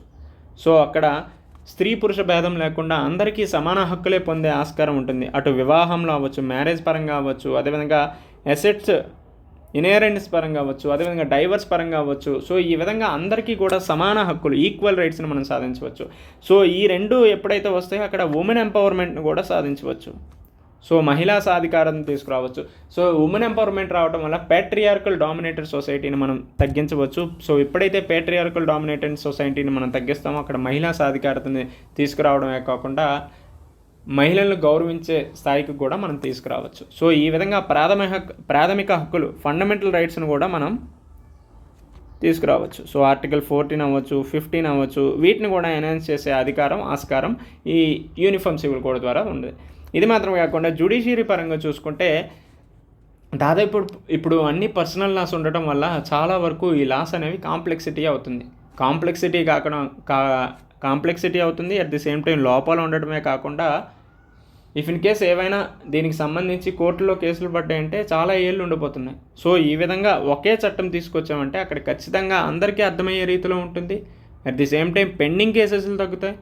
అలానే ఈ చట్టాలు యూనిఫామ్ సివిల్ కోడ్ కూడా రేషనాలిటీ, లాజికల్గా, లీగాలిటీకి దగ్గరగా ఉండే అంశాలే ఎక్కువగా ఉండటం వల్ల న్యాయ వ్యవస్థకు సంబంధించి అవ్వచ్చు, ఇటు జెండర్ ఈక్వాలిటీని కూడా సాధించగలం. సో ఇంకొకసారి చెప్తాను చూడండి, ప్రస్తుతం ఉన్న పర్సనల్ చట్టాలు చాలా కాంప్లెక్సిటీగా ఉన్నాయి. సో ఎప్పుడైతే కాంప్లెక్సిటీ ఉంటాయో అక్కడ ఖచ్చితంగా పెండింగ్ కేసెస్ పెరగడానికి స్కోప్ ఉంటుంది. సో ఈ విధమైనటువంటి అంశాలన్నింటినీ కూడా అడ్రస్ చేస్తే అక్కడ యూనిఫామ్ సివిల్ కోడ్ తీసుకురావడం వల్ల అక్కడ సింప్లిసిటీ అనేది పెరుగుతుంది. సో సింప్లిసిటీ పెరగడం వల్ల అటు కోర్టులకు బర్డెన్ తగ్గుతుంది, రైట్. ఇది మాత్రమే కాకుండా ఎప్పుడైతే ఈ సింప్లిసిటీ అనేది కోర్టులకు వస్తుందో అక్కడ పెండింగ్ కేసెస్ కూడా తగ్గుతాయి. సో ఇటు బర్డెన్ తగ్గుతుంది, అదేవిధంగా పెండింగ్ కేసెస్ కూడా తగ్గడం జరుగుతుంది. ఇవి మాత్రమే కాకుండా లాస్ట్గా ట్రెడిషనల్ వాల్యూస్ నుంచి మోడర్న్ వాల్యూస్కి వచ్చే స్కోప్ కూడా ఉంటుంది. So most of the personal laws అన్నీ కూడా అవుట్డేటెడ్గా ఉన్నాయి, రిగ్రెసివ్గా ఉన్నాయి. సో ఫర్ ఎగ్జాంపుల్ బొహరా కమ్యూనిటీలో ఫీమేల్ జెనిటల్ మెటిలేషన్ అనేది చట్టపరంగా చూసుకుంటే అది ఖచ్చితంగా ఏహమైన చర్య, కానీ రిలీజియన్ పర్స్పెక్టివ్లో చూసుకుంటే అది వాళ్ళు చాలా గొప్పగా తీసుకుంటున్నారు. సో ఈ విధంగా రిగ్రెసివ్, అవుట్డేటెడ్ ఏవైతే ఉన్నాయో ఈ అంశాలన్నీ కూడా మనం ఆధునికీకరణ వైపు తీసుకురావాల్సిన అవసరం ఉంది. సో మానవ హక్కులకు వ్యతిరేకంగా ఉన్నటువంటి ఈ పర్సనల్ చట్టాలను మనం ఖచ్చితంగా విభేదించాల్సిన అవసరం ఉంది. ఫర్ ఎగ్జాంపుల్ ట్రిపుల్ తలాక్ అవ్వచ్చు, చైల్డ్ మ్యారేజెస్ అవ్వచ్చు, బహుభార్యత్వం అవ్వచ్చు. సో ఈ విధమైనటువంటి అంశాలన్నింటినీ కూడా విడనాడి ఆధునికీకరణ వైపు, మోడర్నైజేషన్ వైపు మనం పరుగులు పెట్టాల్సిన అవసరం ఉంది. సో ఈ విధంగా మోడర్నైజేషన్ వైపు పరుగులు పెట్టాలంటే ఖచ్చితంగా అక్కడ యూనిఫామ్ సివిల్ కోడ్ అనేది అవసరం ఉంది అనేది చదువుకుంటాం. ఇది మాత్రమే కాకుండా ఎందుకు అసలు యూనిఫామ్ సివిల్ కోడ్ అనేది అవసరం అంటే దాదాపు పీపుల్స్ యొక్క యాస్పిరేషన్స్ కూడా మనం చెప్పుకోవచ్చు. సో పీపుల్స్ యొక్క యాస్పిరేషన్స్ వల్ల కూడా యూనిఫామ్ సివిల్ కోడ్ అనేది రావాల్సిన అవసరం ఉంది. అట్ ది సేమ్ టైం రాజ్యాంగంలో ఉన్నటువంటి నిబంధన ఆర్టికల్ 44 కూడా యూనిఫామ్ సివిల్ కోడ్ అనేది రావాలి. సో ఈ విధమైనటువంటి అంశాలు చూసుకుంటే అక్కడ ఖచ్చితంగా యూనిఫామ్ సివిల్ కోడ్ అవసరం, ఆస్కారం ఉందని చెప్పుకోవచ్చు. అయితే ఈ యూనిఫామ్ సివిల్ కోడ్ అనేది అమలు చేస్తే ఎటువంటి ఛాలెంజెస్ ఎదురవుతాయి, ఎటువంటి ఇష్యూస్ ఎదురవుతాయి అంటే మేజర్గా ఇండియా వంటి డైవర్సిటీ కంట్రీల్లో ఇటువంటి చట్టాలు తీసుకురావడం వల్ల చాలా ప్రాక్టికల్ డిఫికల్టీస్ ఉంటాయి. సో డైవర్సిటీ కంట్రీలో ఏ విధమైనటువంటి ఒకే చట్టాన్ని తీసుకొస్తాం. సో ఈ విధంగా చూసుకుంటే ప్రాక్టికల్ డిఫికల్టీస్ అనేవి చాలా ఎక్కువగా ఉన్నాయి. ఇది మాత్రమే కాకుండా ఆర్టికల్ 25, 26 అనేది ఫండమెంటల్ రైట్లో భాగంగా ఉంది. సో ఫ్రీడమ్ ఆఫ్ మతపరమైనటువంటి స్వేచ్ఛ అనేది ఆర్టికల్ 25, 26లో ఉంది. కానీ యూనిఫామ్ సివిల్ కోడ్ తీసుకొచ్చామంటే ఖచ్చితంగా వీటిని విభేదిస్తాయి, at the same time violate కూడా అవుతాయి. సో ఈ విధంగా చూసుకుంటే ఈ ఆర్టికల్ 25, 26ని ఏ విధంగా ప్రామిస్ చేస్తాం, ఏ విధంగా గ్యారంటీ చేస్తాం అనేది కూడా ఒక ఇది ఉంది. ఇది మాత్రమే కాకుండా ఎటువంటి యూసీసీని ఫ్రేమ్ చేస్తాం, ఫ్రేమింగ్ ఆఫ్ ద యూసీసీ అనేది కూడా మ్యాటర్. ఎందుకంటే ఇప్పుడు చాలా వరకు యాంటీ కన్వర్షన్ లాస్ కూడా చాలా కాంట్రవర్షియల్గా ఉన్నాయి. సో ఈ కాంటెక్స్ట్లో చూసుకుంటే ఎటువంటి యూనిఫామ్ సివిల్ కోడ్, ఎటువంటి ఉమ్మడి పౌరస్మృతిని తీసుకొస్తాం అనేది కూడా ప్రధానమైనటువంటి సమస్యగా చెప్తున్నాం. ఇది మాత్రమే కాకుండా యూనిఫామ్ సివిల్ కోడ్ ద్వారా యూనిటీ అనేది వస్తుంది. సో యూనిఫామిటీ అనేది వస్తుంది, కాకపోతే మైనారిటీస్ యొక్క హక్కులు అనేవి ఇక్కడ దెబ్బతినే ఆస్కారం ఉంది. సో ఈ విధంగా చూసుకుంటే మైనారిటీస్ యొక్క అంశాలు కూడా ఇక్కడ ప్రధానమైనటువంటి సమస్యగా ఉంది. సో ఇది మాత్రమే కాకుండా రిలీజియస్ ఫ్రీడమ్కి ఇది వైలేట్ చేస్తుంది. సో మెజారిటీ కమ్యూనిటీని దృష్టిలో పెట్టుకొని మైనారిటీ కమ్యూనిటీని ఇక్కడ అణచివేయడం జరుగుతుంది. సో ఈ విధంగా ఖచ్చితంగా యూనిటీ ఇన్ డైవర్సిటీకి దెబ్బతింటుంది. So at the same time 2018లో యూనిఫామ్ సివిల్ కోడ్ అనేది సరైన సమయం కాదు, time is not suitable yet అనేసి మనకి లా కమిషన్ కూడా చెప్పింది. సో అయితే నీడ్ ఆఫ్ ది యూసీసీలో మనం 2024 ఇండిపెండెన్స్ డేలో మోడీ గారు ఇచ్చే స్పీచ్లో కూడా యూనిఫామ్ సివిల్ కోడ్ గురించి చెప్పడం జరిగింది. అలానే రీసెంట్గా 23rd లా కమిషన్ కూడా ఈ యూనిఫామ్ సివిల్ కోడ్ అనేది రావాల్సిన అవసరం ఉందనేసి చెప్పారు. సో ఈ కాంటెక్స్లో చూసుకుంటే ఇక్కడ నీడ్ ఆఫ్ యూపీసీసీలో మనం లా కమిషన్, అదేవిధంగా ఇండిపెండెన్స్ డే స్పీచ్లో మోడీ గారు ఇచ్చిన స్పీచ్ గురించి, ఛాలెంజెస్లో 2018లో చెప్పినటువంటి లా కమిషన్ రికమెండేషన్స్ గురించి మనం డిస్కస్ చేసుకుంటాం. సో ఈ విధంగా ఛాలెంజెస్ అనేవి ఉన్నాయి. సో ఏ విధమైనటువంటి మెజర్స్ తీసుకోవడం వల్ల దీన్ని మనం కంట్రోల్ చేయొచ్చు అంటే మేజర్గా weed out practices violating dignity of individuals. So మేజర్గా ఏవైతే ఇండివిజువల్ డిగ్నిటీని దెబ్బతీసే విధంగా ప్రాక్టీసెస్ ఉన్నాయో వాటన్నిటిని కూడా తీసేయాల్సిన అవసరం ఉంది. ఫర్ ఎగ్జాంపుల్ బొహ్రా కమ్యూనిటీలో ఫీమేల్ జెంటల్ మెటిలేషన్ అవ్వచ్చు. ఫర్ ఎగ్జాంపుల్ శబరిమల రిలేటెడ్ టెంపుల్స్లో ఉమెన్కి ఎంట్రీ లేకపోవడం అవ్వచ్చు. అదేవిధంగా హజియాలి దర్గా అవ్వచ్చు, ట్రిపుల్ తలాక్ అవ్వచ్చు. ఇటువంటి అన్ని అంశాలని కూడా మనం ఖచ్చితంగా వీడౌట్ చేయాల్సిన అవసరం ఉంది. ఇది మాత్రమే కాకుండా ప్రజల్లో అవగాహన కూడా తీసుకురావాలి. సో మేజర్గా అవేర్నెస్ అనేది కూడా తీసుకురావాలి. ఇది మాత్రమే కాకుండా స్పెషల్ మ్యారేజ్ యాక్ట్ ఏవైతే ఉన్నాయో వీటిని కూడా ప్రమోట్ చేయాల్సిన అవసరం ఉంది. సో ఈ విధంగా ప్రమోట్ చేసినప్పుడు ఖచ్చితంగా మిగతా రిలీజియన్స్ మీద ఎటువంటి భేదాభిప్రాయాలు లేకుండా పరమత సహనం అనేది ఉంటుంది. ఎప్పుడైతే పరమత సహనం ఉంటుందో అక్కడ యూనిఫార్మిటీకి చాలా వరకు స్కోప్ ఉంటుంది. సో ఈ విధంగా స్పెషల్ మ్యారేజ్ యాక్ట్ 1954ను కూడా ప్రమోట్ చేయడం వల్ల చాలా వరకు ప్లస్ అవుతుంది. ఇదే విధంగా కరెంట్ పర్సనల్ లాస్ ఏవైతే ఉన్నాయో వాటిని కోడిఫై చేస్తే సరిపోతుంది.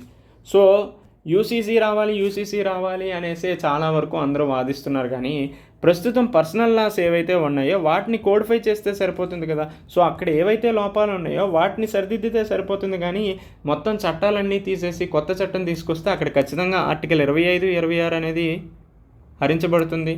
ఇదే విధంగా చాలా వరకు రిలీజియన్ పరంగా అనేక అంశాల్లో ఇక్కడ ఇబ్బందులు తలెత్తుతాయి. కాబట్టి ప్రస్తుతం ఉన్న పర్సనల్ లాస్ ఏవైతే ఇండివిజువల్ డిగ్నిటీని హరించే విధంగా ఉన్నాయో అటువంటివన్నిటిని కూడా కోడిఫై చేస్తే సరిపోతుంది. సో ఈ విధంగా వే ఫార్వర్డ్ని మనం చెప్పొచ్చు, రైట్. సో ఈ విధంగా చూసుకుంటే ఏ అంశాలు మనం ఇక్కడ చెప్పొచ్చు అంటే, so what is uniform civil code అనేది ఇక్కడ రాజ్యాంగపరంగా ఆర్టికల్ ఇచ్చారు. అదేవిధంగా హిందూ పర్సనల్ లాస్ అవ్వచ్చు, ఇటు ముస్లిం పర్సనల్ లాస్ అవ్వచ్చు, అదేవిధంగా రిలీజియస్ పర్సనల్ లాస్ గురించి ఇవ్వడం జరిగింది.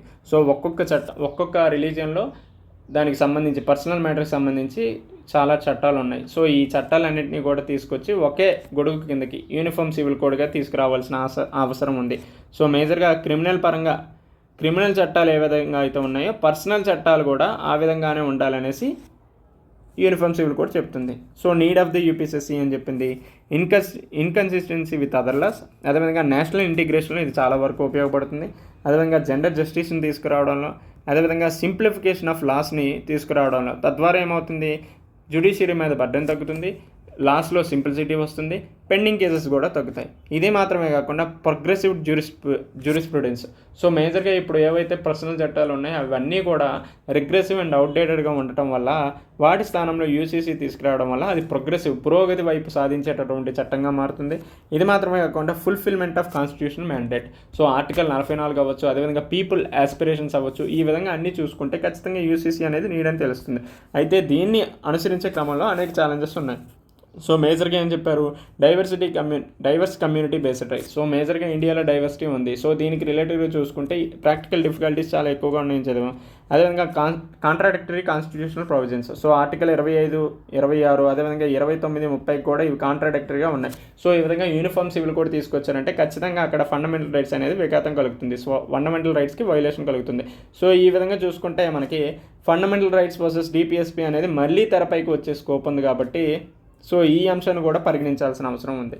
ఇది మాత్రమే కాకుండా potential for communal politics. So రీసెంట్గా చూసుకుంటే చాలా వరకు సిటిజన్షిప్ అమెండ్మెంట్ యాక్ట్ వల్ల సో ఈ విధంగా ఆల్రెడీ మత సంఘర్షణలు కమ్యూనల్ రైట్స్ అనేవి చాలా ఎక్కువగా పెరుగుతున్నాయి. సో ఈ విధంగా యూనిఫామ్ సివిల్ కోడ్ అనేది తీసుకురావడం వల్ల చాలా వరకు కమ్యూనల్ పాలిటిక్స్ పెరిగే ఆస్కారం ఉందనేసి కూడా మనం చదువుకోవచ్చు. ఇది మాత్రమే కాకుండా సెన్సిటివిటీ ఆఫ్ ఇష్యూ. సో ఈ ఇష్యూ అనేది చాలా సెన్సిటివ్. ఎందుకంటే రిలీజియన్ పర్స్పెక్టివ్లో చూసుకుంటే ఏ ఇష్యూ అనేది సెన్సిటివ్గానే ఉంటుంది. At the same time infringement of religious freedom. So ఇక్కడ ఏదైతే కాన్స్టిట్యూషనల్ ప్రొవిజన్స్ కాంట్రాక్టర్గా ఉందో దాన్ని బేస్ చేసుకుని ఇక్కడ రిలీజియస్ ఫ్రీడమ్ ఆర్టికల్ 25, 26 కూడా ఇన్ఫ్రింజ్మెంట్గా తయారైంది. ఇది మాత్రమే కాకుండా political resistance. So mostly BJP government దీనికి సపోర్ట్గా చేస్తున్న మిగతా పార్టీస్ ఏవైతే ఉన్నాయో అవి రెసిస్టెన్స్గా ఉన్నాయి. ఫర్ ఎగ్జాంపుల్ ఎంఐఎం, ఇటువంటి పార్టీస్ అన్నీ కూడా పొలిటికల్గా రెసిస్టెన్స్గా ఉన్నాయి. ఇది మాత్రమే కాకుండా లా కమిషన్ వ్యూ కూడా సో 2018లో ఇది సరైన సమయం కాదని చెప్పింది. సో ఈ విధంగా చూసుకుంటే ఈ విధమైనటువంటి ఛాలెంజెస్ అన్నీ ఉన్నాయి. సో దీనికి అనుగుణంగా ఏ అంశాలని మనం వే ఫార్వర్డ్లో చెప్పచ్చు అంటే, ఒకటి, ప్రస్తుతం ఏవైతే ఇండివిజువల్ డిగ్నిటీకి వైలేట్ చేసే ప్రాక్టీసెస్ ఉన్నాయో వాటన్నిటిని తొలగించవచ్చు. అదేవిధంగా అవేర్నెస్ని తీసుకురావచ్చు. అదేవిధంగా స్పెషల్ మ్యారేజ్ యాక్ట్ 1954 ఏవైతే ఉన్నాయో వాటిని ప్రమోట్ చేయాలి. అట్ ది సేమ్ టైం ప్రస్తుతం పర్సనల్ లాస్ ఏవైతే ఉన్నాయో వాటిని కోడిఫై చేస్తే సరిపోతుంది. సో ఈ విధంగా మనం వే ఫార్వర్డ్ని చెప్పచ్చు. సో ఈ కాంటెక్స్లో చూసుకుంటే యూనిఫామ్ సివిల్ కోడ్కి సంబంధించి ఏ సుప్రీంకోర్టు కేసెస్ ఉన్నాయి అనేది కూడా మనం చదువుకోవాలి. ఫర్ ఎగ్జాంపుల్ షాబాను కేసు అవ్వచ్చు, సర్లా ముద్గల్ కేసు, జాన్ వల్లముట్టం కేసు, అదేవిధంగా Shayara Bano case, Joseph Shine case, union of India, అదేవిధంగా పిఐ అలాన్, PIL on UCC committee. So ఈ విధంగా కేసెస్ని కూడా మనం అడ్రస్ చేస్తే చాలా వరకు వాల్యూ యాడెడ్గా ఉంటుంది, రైట్. సో మేజర్గా షాబాను కేసులో the supreme court rule that a Muslim women has the right to maintenance from her husband under section 125 of CrPC after being given triple talaq. So ఈ ట్రిపుల్ తలాక్ అనేది పర్సనల్ మ్యాటర్కి సంబంధించింది. సో మేజర్గా డైవర్స్కి సంబంధించినటువంటి అంశం. So it recommended a common civil court to resolve conflicting laws. So ఈ విధంగా షాబాను కేసులో మేజర్గా సుప్రీంకోర్టు ఏం చెప్పిందంటే కామన్ సివిల్ కోడ్ అనేది ఉండటం వల్ల ఇటువంటి లాస్లో ఏవైతే కాన్ఫ్లిక్ట్స్ ఉన్నాయో వాటిని రిజాల్వ్ చేయొచ్చు అనే అంశం గురించి 1985 షాబాను కేసులో చెప్పింది. సో ఈ విధంగా ఈ కేసెస్ని మనం కోట్ చేస్తూ మన ఆన్సర్ రాసామంటే చాలా వాల్యూ యాడెడ్గా ఉంటుంది. సో ఈ విధంగా సర్లా ముద్గల్ కేసు అవ్వచ్చు, జోసెఫ్ షైన్ కేసు అవ్వచ్చు, సెక్షన్ 497 గురించి, అదేవిధంగా యూసీసీ కమిటీకి సంబంధించిన ఏ పిల్స్ ఎందుకు వేశారు, ఇటువంటి అన్ని అంశాల గురించి మనం చదువుకోవచ్చు. ఇది మాత్రమే కాకుండా ఇక్కడ డాక్ట్రిన్ ఆఫ్ ఎసెన్షియాలిటీ అనే సూత్రం గురించి కూడా చదువుకోవాలి, రైట్. సో ఈ విధంగా మనం యూనిఫామ్ సివిల్ కోడ్ గురించి మనం చదువుకోవాల్సిన అవసరం ఉంది. సో ఇఫ్ ఇన్ కేస్ మీకు ఏవైనా డౌట్స్ అయినా ఏదైనా క్లారిటీ కావాలన్నా మీరు కామెంట్స్లో తెలియజేయండి, ఖచ్చితంగా దానికి నేను రెస్పాండ్ అవుతా. ఐ హోప్ మీ అందరికీ ఎన్హెచ్ఆర్సీ, అదేవిధంగా పెసా యాక్టు, రైట్, అదేవిధంగా గవర్నర్ వ్యవస్థ గురించి, గవర్నర్ సిస్టమ్ గురించి, రైట్, లాస్ట్గా యూనిఫామ్ సివిల్ కోడ్ గురించి అర్థమైందా అనుకుంటున్నా. సో ఇఫ్ ఇన్ కేస్ ఏమైనా డౌట్స్ ఉంటే మీరు కామెంట్స్ రూపంలో తెలియజేయండి. సో ఇంతవరకు ఎవరైనా సబ్స్క్రైబ్ చేసుకోకపోతే సబ్స్క్రైబ్ చేసుకోండి. సో మా కంటెంట్ కనుక మీకు నచ్చినట్టయితే లైక్ చేయండి. సో నలుగురికి షేర్ చేయండి. సో ఐ హోప్ మళ్ళీ ఇదే సమయానికి మళ్ళీ రేపు ఇంకొక కొత్త అంశంతో కలుసుకుందాం. Until then take care, bye.